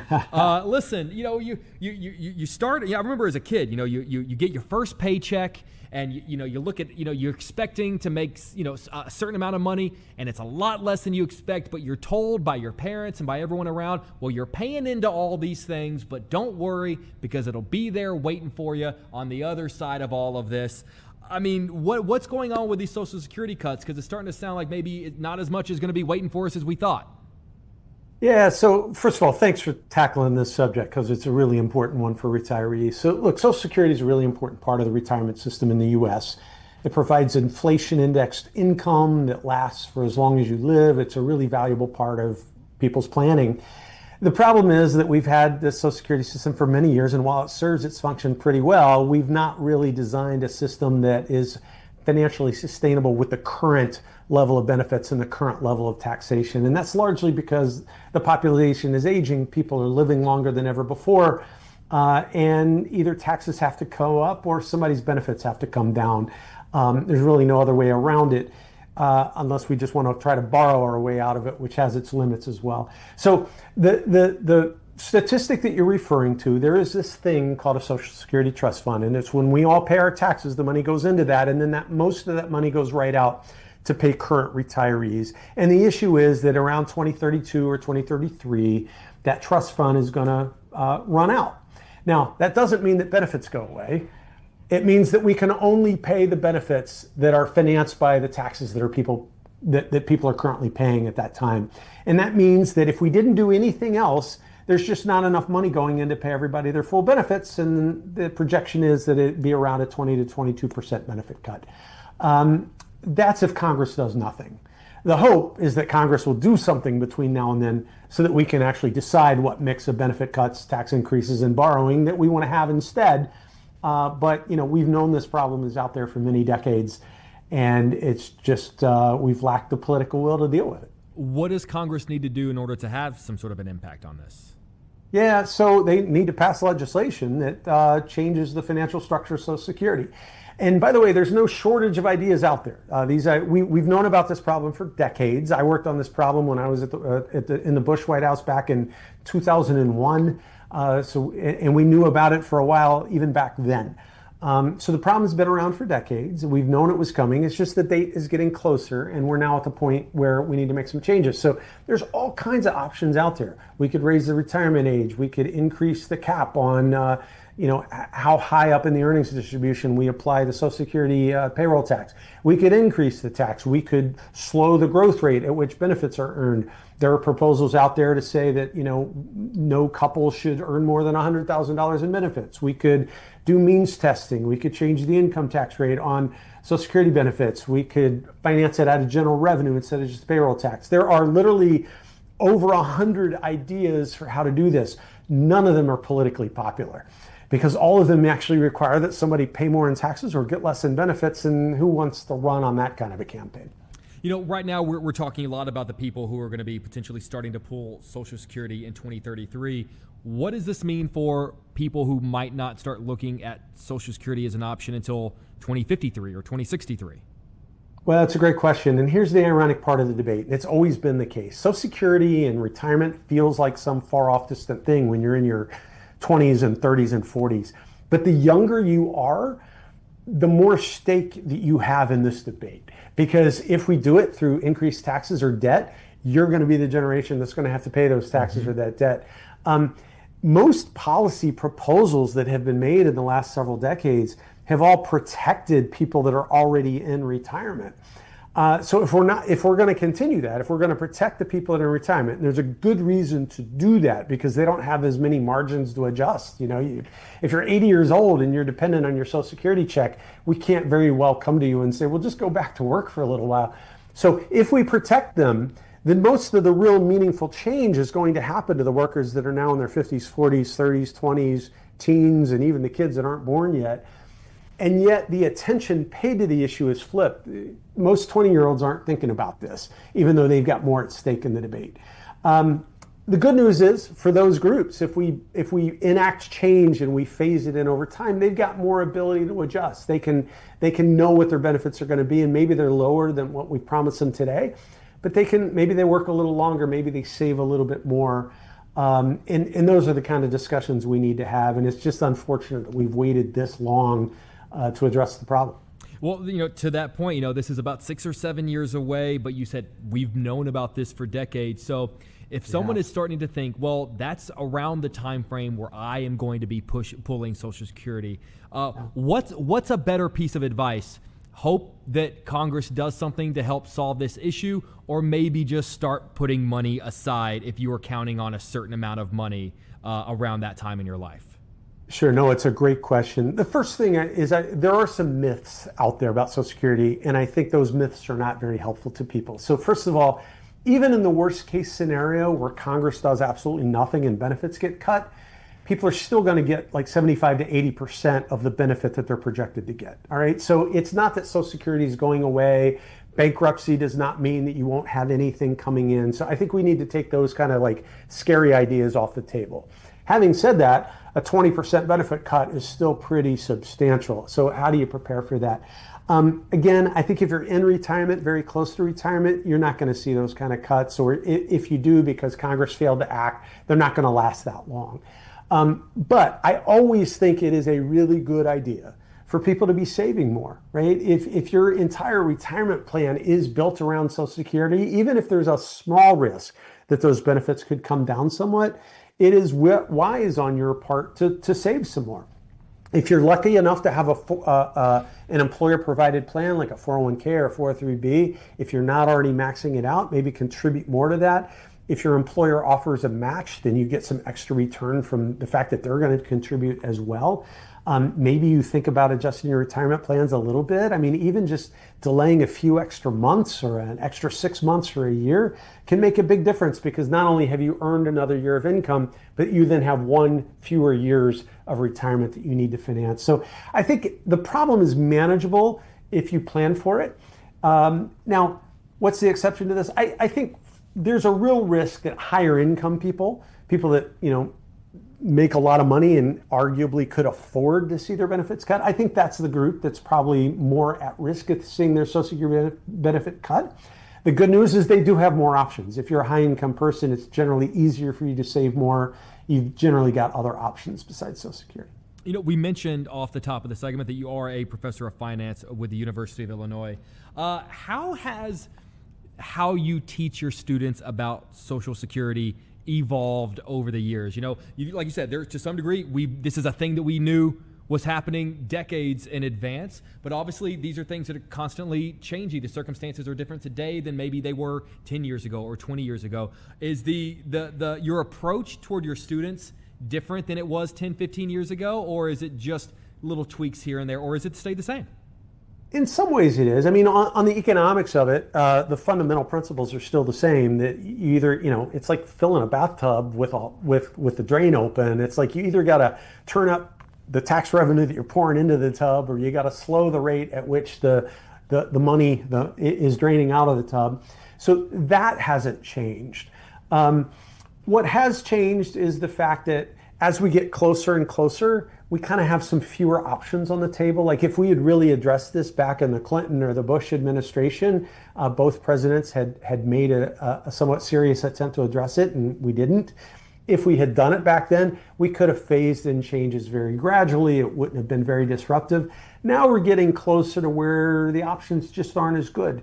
And so I talked to them about, okay, what do we do in this case? And, one option is we just ratchet up taxes, but then that has a problem of disincentivizing work. It can have all kinds of economic distortions. So then you say, well, what if we just borrow more money? Well, look, our debt to GDP ratio is already over 100%. And we have to concern ourselves with the fact that we can't just have an exploding debt to GDP ratio for the federal government, because someday bondholders might wake up and go, I don't think I want to loan money to the US government anymore. So there are both macro and microeconomic considerations here. And then the politics change, right? The politics have changed a lot. There was an active debate on this in the late 1990s under Clinton. There was an active debate on this in the 2000 and 2005 period under President Bush. we've largely gone silent on this. No politician on either party, Trump, Obama, Biden, none of them have really made this a centerpiece. The politics are going to have to change, though. I think this is an interesting point.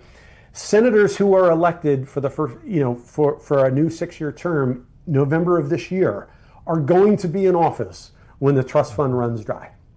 So the people we are electing to the Senate this year for new terms are going to be in office. They're going to have to deal with it. The president who is elected in 2028, whether it's a Democrat or Republican, it's at the end of their first term that this issue is going to have to be dealt with. So they're not going to be able to hide from it much longer, which is why we're starting to get a little more political attention paid to it. And the question, in the end, look, whatever we each might like, whichever proposals I like, you like, whatever, it's going to come down to a negotiated agreement. It's almost surely going to be a mix of changes to benefits, a mix of different ways of increasing tax revenue. There'll probably have to be some debt to at least finance a transition period. None of these things are going to be pretty. None of them are going to be great. No one's going to be popular based on it. But it's time for the grown-ups to enter the room and for us to make some of the changes that need to be made. And you brought up such a fascinating point. And, as we approach these elections, whether they be in November, whether it be the next presidential election, I think everyone needs to remember that this is going to be a huge part of it. And it's sounds like it should very much be a topic of conversation anytime there's a debate or a journalist interviewing one of these candidates. It sounds like one of the first and foremost questions should be, what's your plan when this big thing happens? Absolutely right. And then even more importantly, I hope that the reporters or the voters that are asking those questions don't accept the non-answer, right? There'll be a lot of, we need to have a commission on this. Well, we've had plenty of commissions. We know what the choice set is. We know what the ideas are. What are you going to do about it? What are you going to back? Where are you willing to draw the line? Where are you willing to compromise, right? It's easy for somebody to just come out and say, I think we should just make all the billionaires pay. And it's like, well, yeah, but that's not nearly enough money, right? We need to make systematic changes to some mix of these things. And we don't have to destroy the program in order to save it. Like, none of us wanted to, I'm a believer that this is a really important program. It's part of our social safety net. It is part of how people retire. We just have to recognize that the math doesn't work. And there's a set of options out there that we can choose among. We just got to make sure that the politicians are being honest with us when they say what they're in favor of and what they're not in favor of. Fair enough. Jeffrey Brown, professor of finance, University of Illinois. Professor Brown, I'm going to go ahead and say what we're all thinking. You are the whirly ball of Social Security information, my friend, and I appreciate your time. I'll take that as a compliment. Yes, Thank it you. very much is one. We appreciate your time. All right, guys, just about 3 o'clock. Chicago Live rolls on. We'll be right back.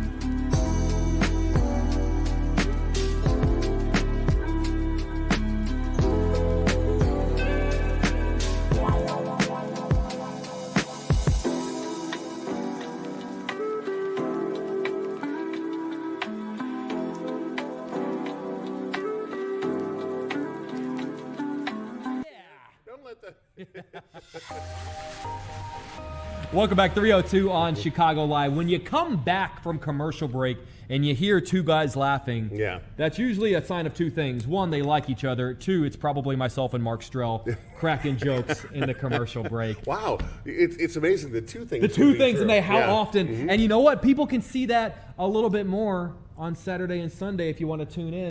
Between 7 and 9 on Good Day Chicago, or 7 maybe a.m. 7 a.m. and 9 9 a.m. a.m. It's a good way to start your weekend. It's a great way to start your weekend. Well, I would recommend pouring a cup of coffee first, or pouring whatever your beverage of choice whatever. is. Listen, we don't judge. Pour whatever you want. We don't care. You can do cocoa. Yeah, I don't do care. whatever you want. But it's, Live your life. Live. We would love to have you hang out with us because and we've got Brian as part of the show too. Yes, and that's all we're doing. We're just hanging out. It is. We're just hanging out with you. It's a good good vibe. It's a good mixture. We're going to use this segment to promote our own show now. It's a good mixture of the next 10 minutes. Some good news. Yeah. Listen. You're going to find out what's going on. You're going to find out what's going on. Yeah. You're going to get the information that you need. But then you know what? If there was something exciting happening at Sox Park overnight or something over at Wrigley, Brian's going to bring you the latest information. Yep. You want some of the conversations with some of the biggest stars in the world that only talk with us here at Fox 32 at Chicago. We've got you covered in that regard, too. There'll be some weather. There'll be a little bit of weather. And if you're not careful, you might actually learn something. You might even learn a thing or two. And you know what? I know I maybe, have. You know what? Maybe you'll feel something, too. Oh. You like that? I feel something. If that every doesn't day. make you want to watch the show, that's it. That's all I got. All right. We do got to shift to something actually very serious. So earlier on Chicago Live, we dipped into a press conference. There are now wildfires in Minneapolis. For the longest time. In the city. I don't know. Perry, do we know there were like 15 wildfires?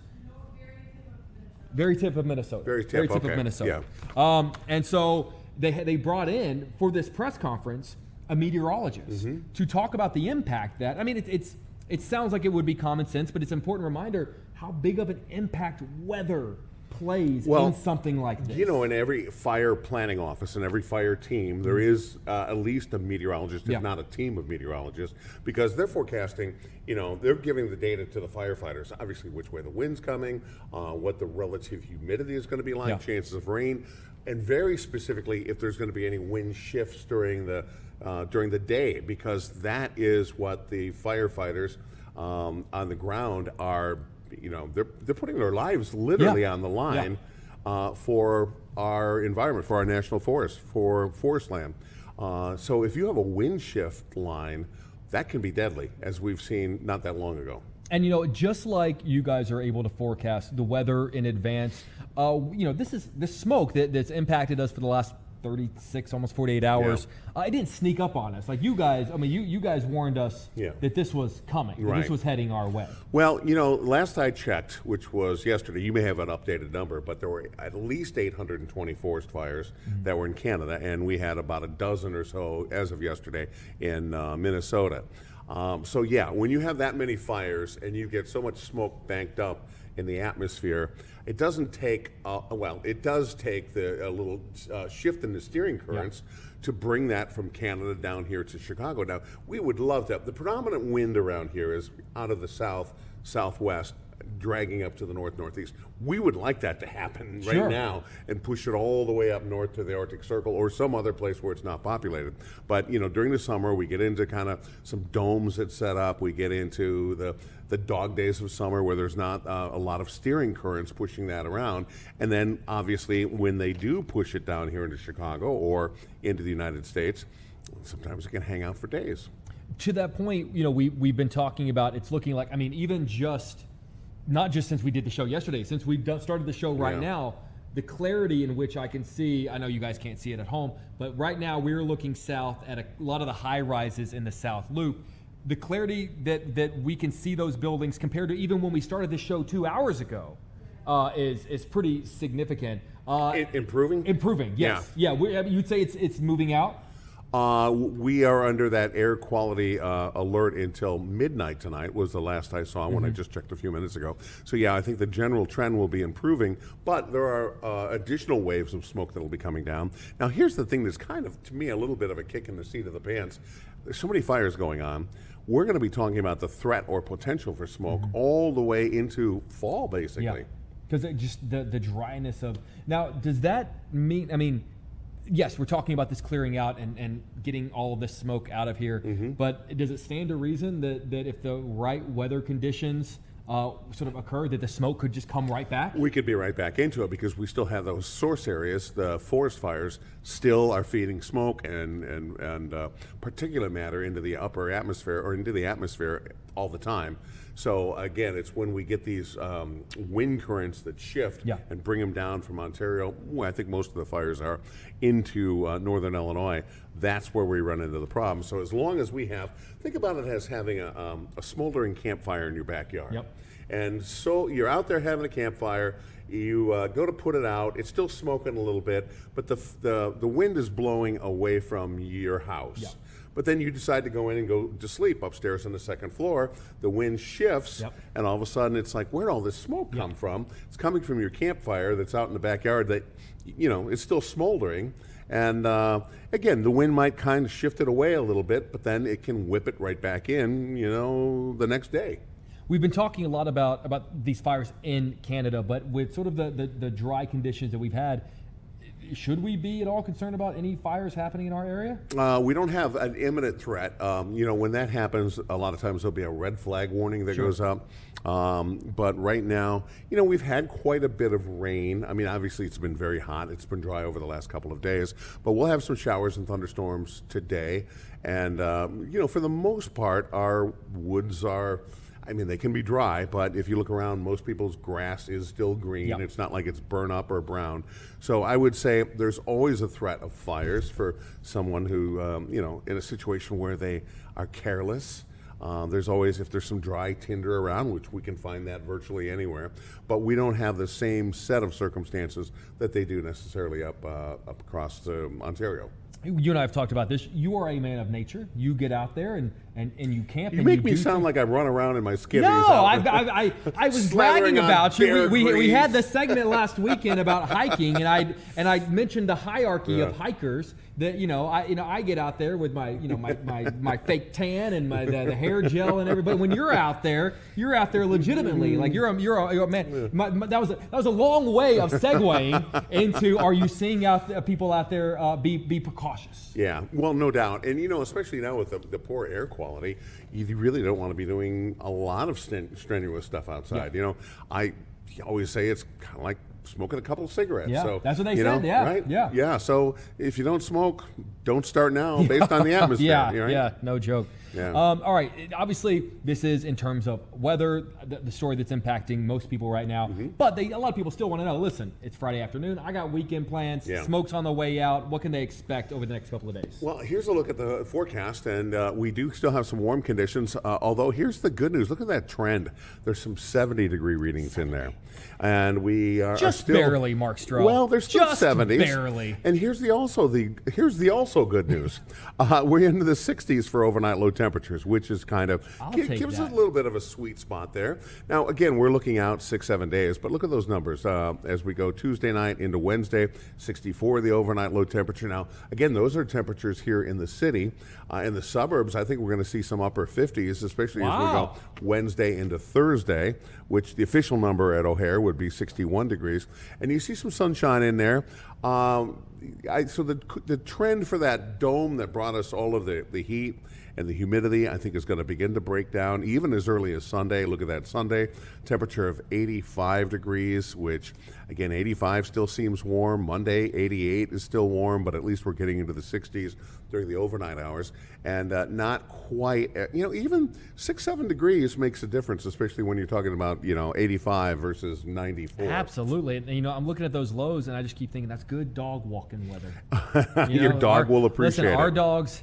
At a certain point, they look up at us like, "What are you doing? Yeah, what are you Why doing?" Are you I was comfortable. I was inside. I was happy. There was air conditioning. It's funny because I've known so many people that have brought that up over the last week or two. They're talking about their dogs don't even want to go outside. Like it's 12 below zero. How some dogs don't want to go out, to do their duty because they look at the snow or whatever. It's like that, and I think dogs get acclimated just like people do. That's a nicer way to say spoiled than I would say. Listen, the amount of times Iris and I have called Daenerys to go outside, and she looks at us like a sullen teenager, like, oh, God, another family outing? Isn't that what funny? What do you want from me? Other people's dogs are like scratching at the door to go outside, and you would think we were the Spanish Inquisition, like torturing our poor animal to go outside and go on a walk. Daenerys, I hope you're watching. I hope you're listening to this. Well, it probably is. You know, and you think about the dogs. They're like going, wait a minute, there's fleas and ticks outside. It's gross hot. outside. It's humid. Yeah. Don't worry, we mud on my wipe it, paws. because I know Mike Kaplan often tells us about the muddy paw alert. We keep little wipes by the door. We do wipe our dog's paws. Whatever. We got to do all that. No wonder our dogs are spoiled. Oh, they're very spoiled. You know, 1,500 years ago, they were like fighting for survival. Right. And now last night I dressed Daenerys up in a hula skirt and brought her to a paws benefit. So yeah, the evolution of dogs has been really interesting. You'd be eating like a little piece of bison and be throwing the bone down on the ground for the dog to chew on. Now, Daenerys and Coco are at her feet going, can I have a little piece of that pepperoni pizza? And they get some. I have a friend that feeds her animal, her little creature, salmon pate every day to get started. Wow. Like, you know what? I don't even get salmon pate. I was just about to say, I'm only 80% sure what that is. I gotta be. I throw it out there, and I'm 0%. It sounds sure. fancy. Yeah, it sure does. When you say things like pate, that sounds a little bit too cultured for my palate. Mark Strell. Hey. Tune in tomorrow, Listen, 7 o'clock. I mean, I got to be honest with you. This is what you get. If you like it, please tune in. If you don't, I hope commercials. I hope the batteries break on your remote and you're stuck watching us anyway. All right, Mark Strell, I'll see you bright and early. Before you're joining us tomorrow morning, you're going to be on the show the rest of the day. You know what? You might be the only. I don't want to say you're happy that the World Cup is wrapping up, but it might result in some fewer late nights for you, because you were pulling some all-nighters. We had some midnights. You had some midnights. That came around very early the next day. Yeah. So we've got the championship coming up on Sunday, but maybe you'll start getting to bed at a reasonable hour. Yeah, 11 p.m. instead of midnight. Yeah, exactly. I mean, just wild and crazy party, man. All right, Mark Strell, love you, buddy. See you tomorrow morning. Love you more. All right, Chicago Live rolls on just about 3:15. We'll be right back.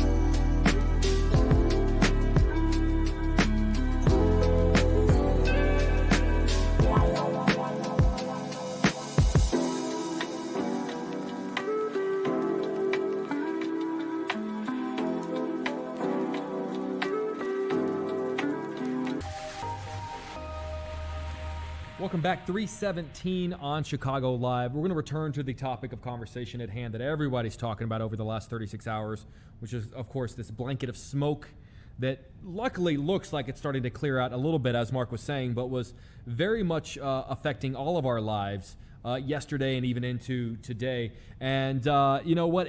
We've been talking a lot about the breathing aspect of it, but and even we talked about about a dermatologist about the impact it has on our skin. The eyes, just as important as anything else. We're going to talk with Dr. Ramon Lee, retina specialist at Illinois Retina Associates. Doctor, thank you for taking the time. We appreciate you. Sure, thanks for having me. Of course. I'm going to tell you, this is a true story. My girlfriend and I walked outside last night. Obviously, the smoke was still very much a problem, but we didn't have a choice. And my first reaction wasn't anything to do with my breathing or the lungs. My first reaction we walked outside was, oh my God, it stings my eyes. Like that was the immediate impact that it had on me when I walked out. That's just as big of a deal, right? As when it comes to the lungs and everything. I mean, it impacts our eyes too. Absolutely. You guys probably been talking about all day. All the smoke has tiny little particles in the air that just get in your eye. And you can think about just tiny little particles like dust particles getting in your eye, and that can be really irritating all day long, especially if you're outside. We've been comparing this to sort of a campfire, right? Kind of has a similar smell, but I'm sure many of us have been around a campfire where if the smoke blows in our way and it burns our eyes, what do? You get up and you move. For all of us here in the city for the last 36 hours, that has not been an option. We didn't have the option to just get up and move short of going inside. So what do you tell people? I guess maybe that is the solution, but what do you tell people that are experiencing this sort of stinging sensation? Yeah, there are a couple of things you can do. Obviously, one is to reduce your exposure to the smoke, and the easiest way sometimes it is to go inside. Other things you can do if you really have to spend your day outside, you can have more close-fitting glasses or sunglasses that reduces the amount of particles. It makes it slower for it to get into your eye. So that's one option. But obviously going inside is the easiest option. And if you're inside, you can do certain things like use a HEPA filter or have your air conditioning running, because it does have a filter with air conditioning. Those will help reduce your exposure to the particles in the air. What do you tell people who have contacts? I'd imagine that adds an extra, no pun intended, an extra layer of complication when dealing with the smoke. Yeah, I think there are a couple different types of people that might have a higher risk of being more irritated from the smoke. Contact lens users are definitely one. People with just dry eyes, if you have certain conditions like blepharitis or allergic conjunctivitis. But kind of going back to the contact lens use, contact lenses really are another foreign body in the eye, so that can already make your eyes more irritated. So if it's just really bad with the contact lens, I would honestly try to take it out if it's possible. Part of the issue is, your contact lens irritates your eye, the smoke particle irritates your eyes, and you're going to really want to rub the eye, and that itself is going to make it even worse. So if you can, and it's really irritating, I would take it out for the time being, maybe when you're outside, and if you really need to, you can put it back on when you're inside or something like that. This smoke, it's obviously affecting all of us and impacting us all to varying degrees. And I'm always sort of curious where that line is between, okay, yeah, you expect to be bothered by that versus, oh no, you're actually experiencing something that needs to get checked out. So in regards to someone's eyes, where is that line between you expect smoke to bother them and you expect smoke to bother their eyes versus, oh, you're experiencing that symptom that you actually need to go get checked out? Right.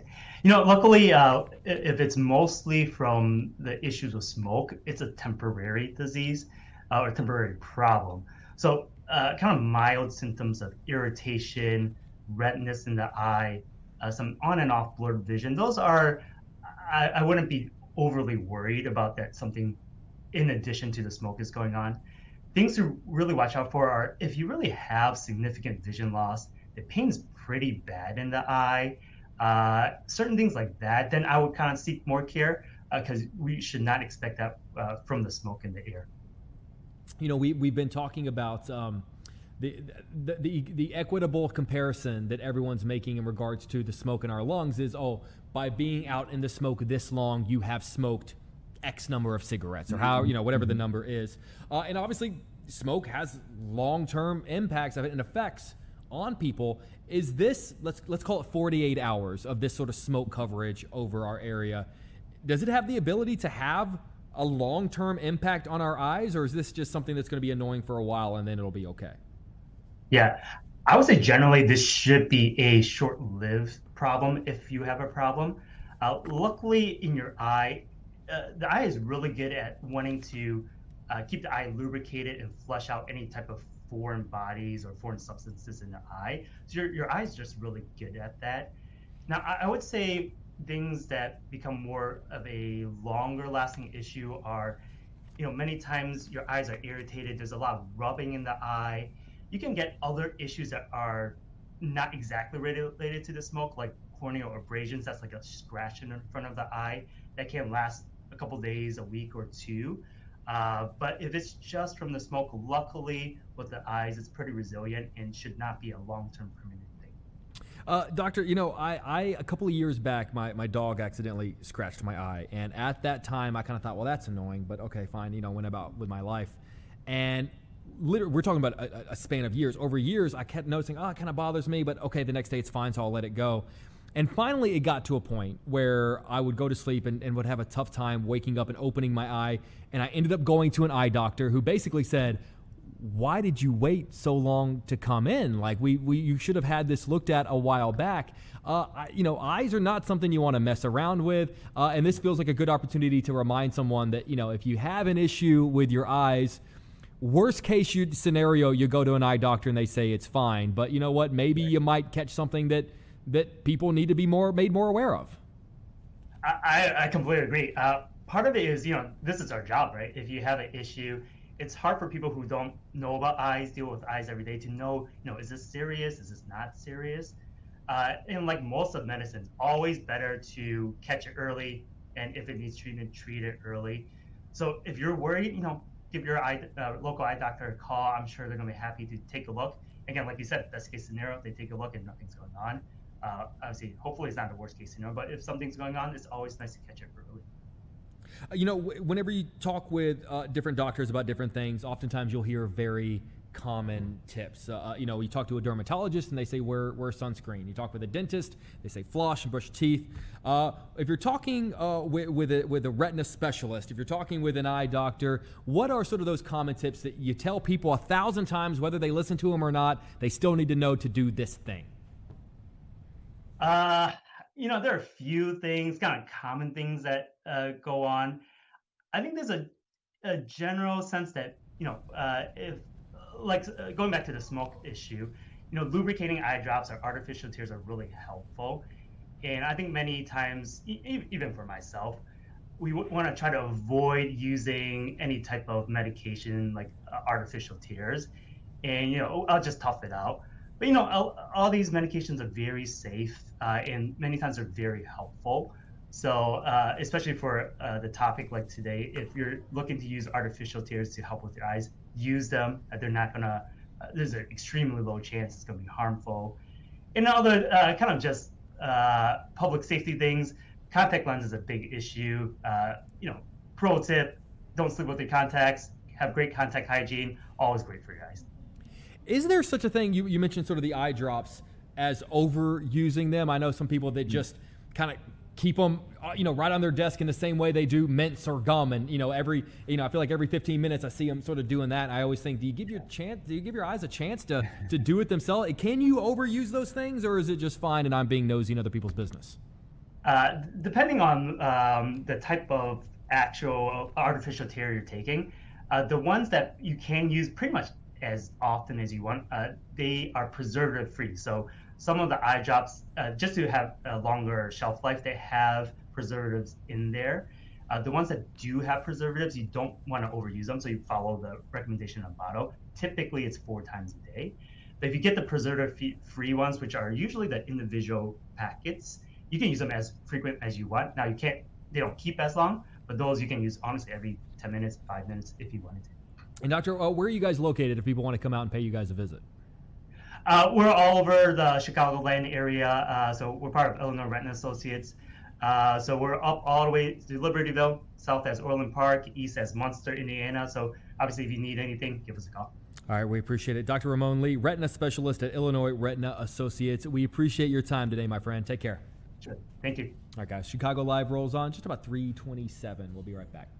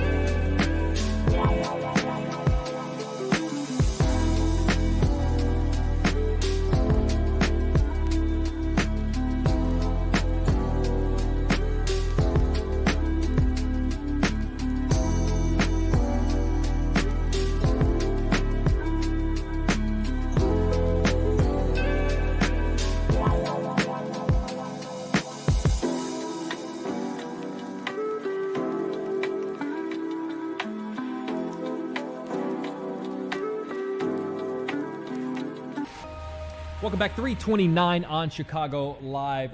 If you have your finger on the pulse of the culinary scene here in Chicago, this weekend is something that probably means a lot to you. It's significant to a lot of people. Prime and Provisions is making its highly anticipated return after months of extensive reconstruction following that late 2025 kitchen fire. The acclaimed flagship restaurant reopening its doors on Saturday, July 18th. We're going to talk with the co-founder of Dynamic Hospitality, David Rexon. David, good to see you, my friend. How are you? Great to see you. Thanks for having me. You know what? Very excited to talk with you under these circumstances. Not that you guys are having to close, but that you guys are reopening. How are you guys feeling on the eve of something like this?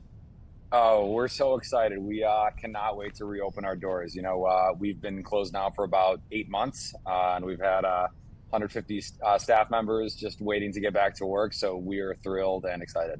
And, you know, not just people there ready to get back to work. You've had a lot of people ready to get through those doors and dine with you guys again. I'm sure you guys experienced an outpouring of love and support from your patrons who love you guys, who know you guys. What are some of the things that you heard from people, and what does something like that mean to you? It means the world to us. You know, Chicago is our home market. We've grown our company here. We've raised our families here. We absolutely adore Chicago. And the people in the city are always so supportive. And you know, when our fire happened and we closed our doors, we just had an outpour of people just expressing sympathy, support, concern, wondering when we were going to reopen. And we've kind of kept in contact with everyone during this time, updating people through construction. And yeah, we're excited to be back. David, I don't want to spend too much time focusing on the negative, but for someone who maybe they missed that original story, or it's been a little while and they kind of forgot, can you tell us a little bit about what happened with the fire? Sure, of course. It was the Sunday after Thanksgiving. It was last year, 2025, and we were coming off of the best year we've ever had in the restaurant and getting ready for what was going to be the best 3 weeks that we were going to have of that year, given the fact that it was all holiday parties and getting ready for all of our business during that time in December. And yeah, we had a grease fire in our kitchen. We've got some hot broilers constantly cooking steaks, and one of the pieces of equipment malfunctioned. And so we ended up having to evacuate, and fire department came. They did an amazing job putting out the fire.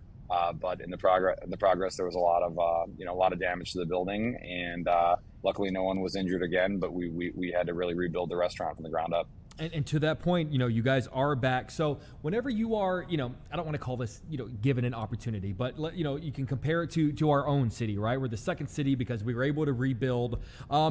You had this opportunity to sort of come back and maybe make some adjustments. So in the rebuild, when you guys are looking to sort of come back bigger and better than ever, how much of it do you say, listen, this has to remain the same? People love this. We can't change this at all. And are there any aspects of the rebuild of coming back that you go, this isn't a bad opportunity to maybe change this about the restaurant? Yeah, it's interesting that you mention, a new opportunity. And, we look at the history of Prime Provisions. We've been open for 11 years. So we've seen our fair share of things happen during that time. And this restaurant's brought us back to life and given us new opportunities numerous times. We opened a restaurant out of market.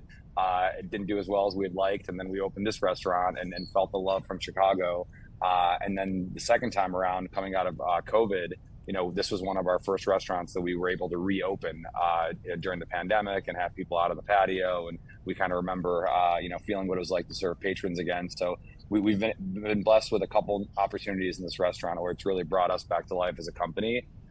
When we look at what we're changing and what we have changed here, it is an old favorite, and people have grown accustomed to Prime Provisions in a very specific way. We try to change one menu item, and it's an uprising. So we were careful not to do too much different.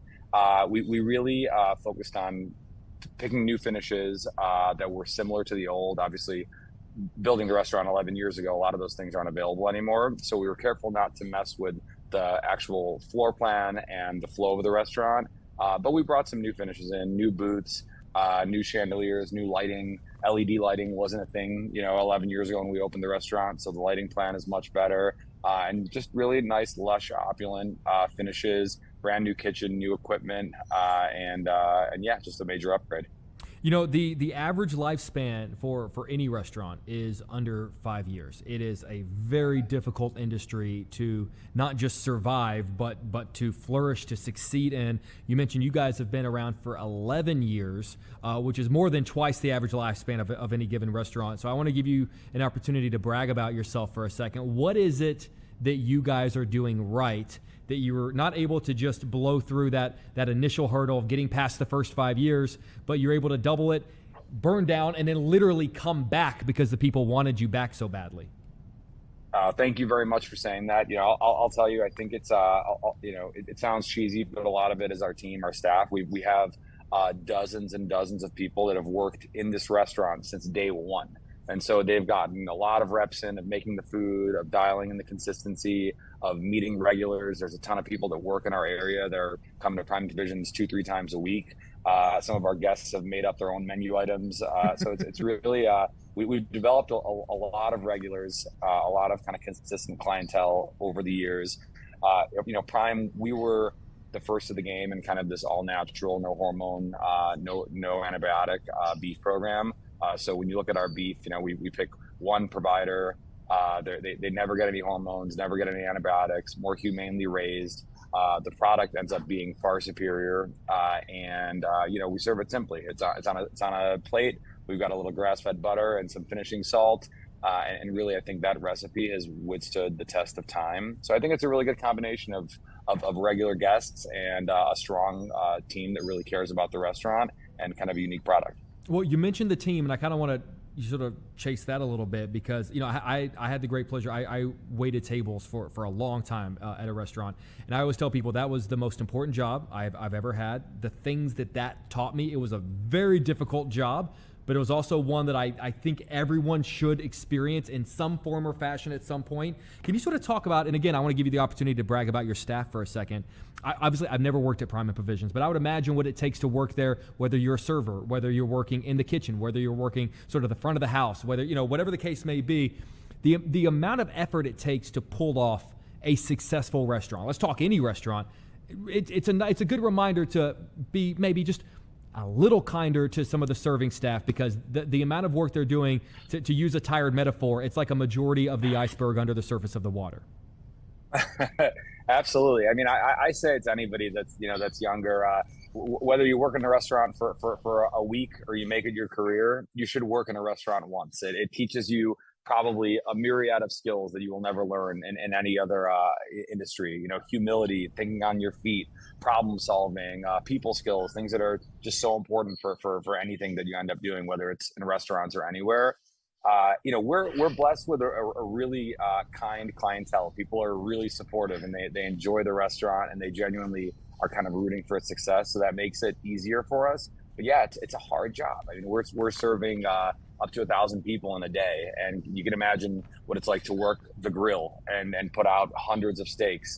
You know, when that broiler is 1,200, 1,300 degrees, it's a tiring job. You're working on the floor, you're on your feet, you're constantly you know, having to kind of be a little performative when you're at your tables, because you want to make sure people are having a great time and you're bringing the vibe. So there is you know, it's a tiring job. It's a really rewarding job because you get to see exactly what the end product is instantly. You know, you put out a great meal and you walk out into the dining room and you see someone enjoying that meal, that automatically brings you that gratification. So in that sense, it is very instant, but it's a difficult job and it's not for everyone. And you know, look at, like I said before, over 150 people that have just kind of been patiently waiting to reopen this restaurant and get back going again. Those are all the people that we're talking about. So we're very excited.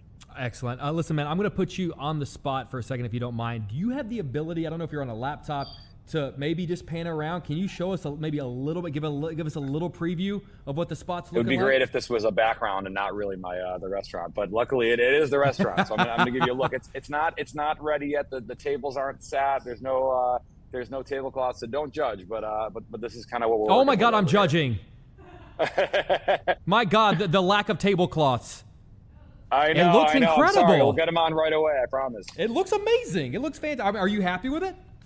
I'm thrilled with it. I really am. I mean, it's going to be really, really nice, and I'm thrilled really that we opted to not change the layout and change the things that people are used to, because it does still feel very at home, but it's kind of like, you know, wearing an old T-shirt and putting on a brand new T-shirt. It just pops a little bit more. I love that. You know, sometimes over the course of the show, our producer Perry will shout out a good question for me to ask during the interview, and I always think she's asking this from the perspective of journalist Perry. I think this question that she just asked comes from personal Perry, because I think she just wants to know: are you guys accepting reservations right now? Yes, Perry and everyone else, we are accepting reservations. Our first day of open business tomorrow, and we'll be open from every day forward for lunch and dinner moving on. So you can go to Open Table or go to our website at Prime Provisions and make a reservation, and we'd love to see you over here. And before we let you go, for people who've maybe never been out before and it's going to be their first time to check it out, if you had to sort of pick the perfect app, the perfect entree, and the perfect dessert, what would be the dish you would put together?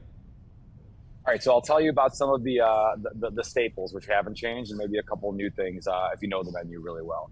I think our dry aged steak program. I like to work back from entrees, by the way. Our dry aged steak program is second to none. 45-day dry age. I'd go with a Kansas City strip, simple, a little bit of salt and butter, you know, sliced, medium rare. I think you accompany that with the whipped potatoes that have a little Parmesan inside of them. Moving back, the crab Caesar salad, really nice starter. We have this thick cut bacon that we light on fire at the table. And it's got this really nice char to it and super soft on the inside. I think my favorite appetizer are probably these little potato skins that we stuff with caviar. So it's kind of like total nostalgia, you know, kind of like Super Bowl food meets, you know, bougie caviar bite on top of it, which is really nice. And then as far as some new things that we just put on, which I think are cool, these ducks in a blanket. We're basically doing like pigs in a blanket, but we're doing a house-made duck and foie gras sausage, and then putting it in phyllo puff pastry and kind of crisping it up. So that's a nice little appetizer. We've got a really stellar pork chop that we put on the menu that's new. And when you finish your meal, we have a sundae cart that kind of comes over to your table, and it's almost like you're visiting your favorite ice cream shop, but you don't have to get up. You can just stay at your table, and we will make you your sundae with your favorite delicious toppings. And I think that's probably how you want to round out your meal. It's done. Sign me up. I want it all. I gotta be honest. It seems like a really nice corner booth you're in right now. Is that the case? I am in a corner booth. That's accurate. Listen, I want you to do me a favor. Yeah. We're running out of time. Interview's almost over. I'm coming out tonight for a sort of a special friends and family event. I know you guys are doing it. Put the tablecloths on there. I want you to go get a little sheet of paper and put reserved for Jake. And I want you to put it on that table in the corner and don't let anyone go sit down anywhere else unless they're me, okay? You got it, man. This is your booth, Jake's booth. We might even see if we can get something engraved. I don't know if we have time, but we'll have a sign for it. Listen, it's not for me to say, but it kind of is because it's my show now. You get that engraved on the corner, and you are on this show every single week, my friend. I'm going to take you up on it. All right, David. Hey, man, first of all, congratulations. Welcome back. We're happy to have you guys back. We're happy everything worked out okay. And if anything, it's just another interesting chapter. 11 years. Let's hope that we're talking on the 111th one, man. I appreciate that very much. We'll see you tonight at your booth. I'll see you tonight at Jake's booth. And you know what? If you put a little red velvet rope in front of it, I wouldn't mind that either, if we're being honest with you, man. Okay, let's see if we can pull one up. All right, my man. I'll see you out there, man. We'll see you soon. Take care. Thanks. All right, guys. Chicago Live rolls on. We'll be right back.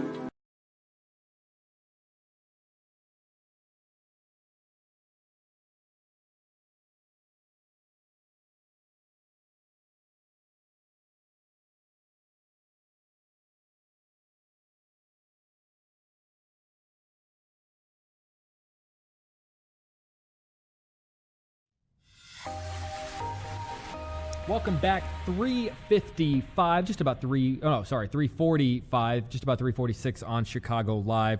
You know what? There's a never-ending supply of really cool things happening around our city. But if you're looking to just maybe feel a little something, feel a little bit of that jazz flowing through you, we're going to talk with the folks over at Bronzeville Jazz Festival. We're going to talk with Buck Blakely. Buck, are you with us? Yes, I am. Listen, man, I hear a jazz festival and I instantly think, well, that's going to be a good time. You gotta tell me a little bit about what we can expect when we come out. This is our 5th year. The Bronzeville Smooth Jazz Festival is an open air, one day, family oriented, festival of music. We certainly seek to honor the ancestors of jazz who played in Bronzeville, but one of the things that we're trying to do is make it more accessible. Jazz is literally a classical medium, and many people who are not familiar with the genre, don't quite get it. But there is a softer, more accessible, more lyrical element to it that has come to be known as smooth jazz. It gets radio airplay, even though people don't know that it's smooth jazz, and that is what we are doing. The music is danceable, it's listenable. The festival has, it's held in the park areas just north of Mariano's on 38th Street and King Drive. There's food. We have multiple food trucks. There is open air seating. You can sit wherever you'd like. We have a seniors tent if you are concerned about overheating and what have you. But it is an altogether enjoyable event. We've increased our attendance by 25 or 40% each of the last 5 years. Last year, we were close to 10,000 people over the course of the day. They don't all arrive at once, which would make sort of a problem. But over the course of the 8 hours, because it's noon to 8:30, over the course of that time, we will have 10,000 people, in the park having a good time. Buck, is this a ticketed event? No. The event is absolutely free. There's free parking in the Mariano's parking lot. Oh no, did we lose Buck? I think he might be getting a call. He may be frozen. Hopefully we can get him back. If we're not able to get him back today, I think we can probably get him back leading up to the... Oh wait, Buck, are you back? Yes. All right, my friend. We didn't want to lose you, man. I'm glad you're back. Okay. Yes. Let's circle back around because that was important. You said it's a free event. It's totally free. Obviously, if you seek to buy food or drink, that is something that you buy from individual vendors. We also have vendors, people who come and participate to sell their art objects, clothing, handbags, just any number of things. At the edges of the festival, they're sort of along the roadway between Mariano's and the actual music. But we have food, we have drink. It is shaded. It is not an ordeal to sit in the sun for 8 hours. So it's altogether a generally enjoyable, pleasant thing. Like I say, we've increased our attendance by a few thousand each year. So we've had great success, and we're pleased. I want to circle back around to something I thought was really interesting, because you sort of talked about how a part of the responsibility of these festivals isn't just to entertain the people that already love jazz. They're already in it, but also educating people that maybe don't know what I'm a big believer of you don't know what you don't know, right? So for someone who's watching and they're going, this isn't for me, I don't like jazz. Maybe you do. Maybe you do, and you don't even know it. So how much of it is getting people out that swear that they don't like jazz, and then all of a sudden you see them starting to tap their foot, and you're going, I knew it. We just from talking to people in the crowd, we circulate through the crowd and basically soft survey our attendees.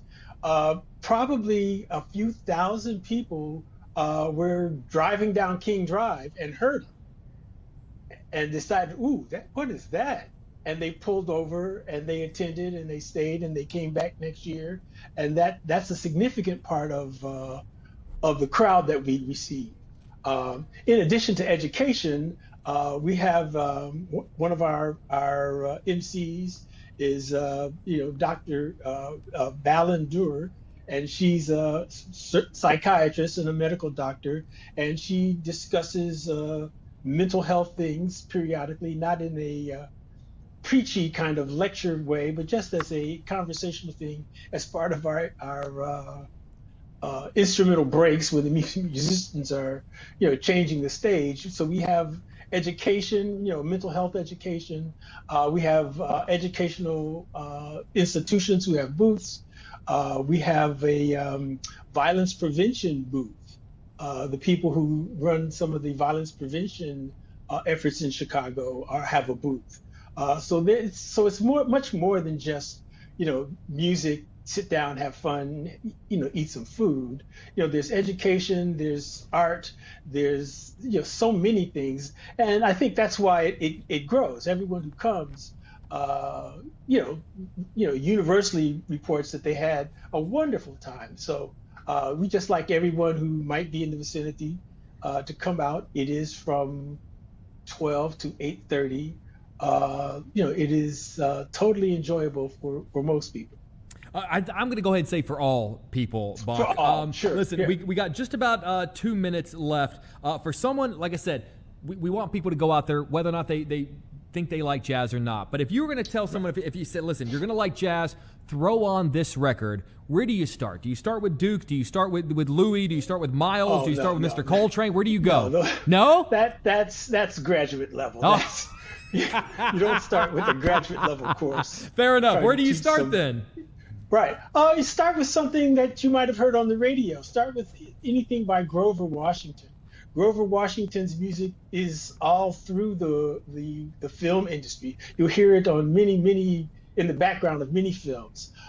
Stanley Clark and George Duke had at least a dozen radio hits that people may or may not remember, but they're out there. Those things are nice and listenable and accessible, and they are uplifting.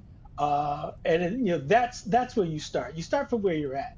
If you haven't been listening to true jazz, you can't start with Miles Davis' Sketches of Spain.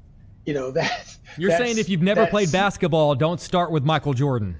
Right, yeah, that you can't ask to step in, at a Bulls practice. That's not Fair not enough. where you start. Fair enough. Right. All right, Buck, just about a minute left. One more time, let people know where they can find you guys and where maybe they can find a little bit more information. Okay, we have a Facebook page, Bronzeville Smooth Jazz Festival. We have a website, BSJF Fest. The festival is located right in the middle of Chicago at 37th and King Drive. There's free parking. The festival is free. Come, show up, have a good time, tell your friends. Buck, we appreciate you, man. Best of luck to you. Can't wait to hear how great it is, and promise you'll come back on the show next year. Yeah, and talk about the next one. at our Facebook page, you can actually see the previous festivals. We have video of those festivals. So go to the Facebook page and see what it is like. I better see you dancing in some of those videos. You do. There's dancing. Yes, there is. There it is. All right. Buck Blakely, we appreciate you, sir. Bronzeville Jazz Festival. Have a great weekend, and looking forward to hearing all about it. Thank you. All right, guys. We're just about to transition over to Fox 32 News at 4, but for now, we got to take a break. We'll be right back.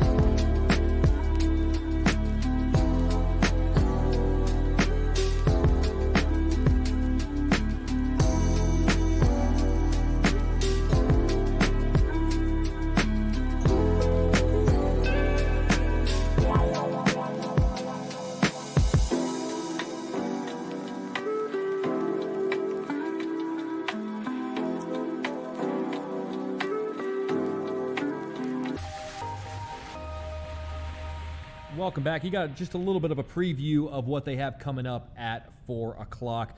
Terrence Lee is going to be taking over, letting you know all the biggest headlines that happened over the course of the day and leading into the weekend. That's it for me. My name's Jake Hamilton. I've been your host on Chicago Live. If you marginally liked that, come back tomorrow morning. It'll be myself, Mark Strell, Brian Jackson. We have a lot of fun on Good Day Chicago starting at 7 a.m. on Saturday and Sunday, and then we do our special weekend edition of Chicago Live as well. But for now, have a great weekend, a great rest of your Friday, and we'll see you guys soon. Take care.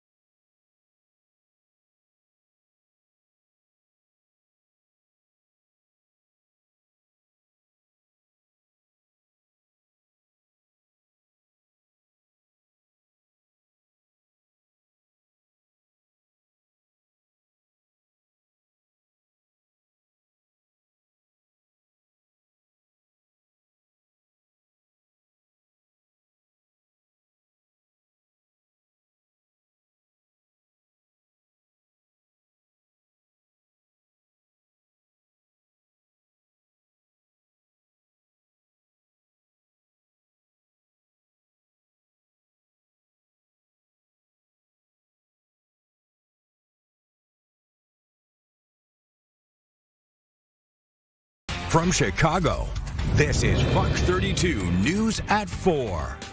Well, looks like the wildfire smoke is starting to lift a little in Chicago. Finally, I'm Terrence Lee. If you've been wanting to hit the beach or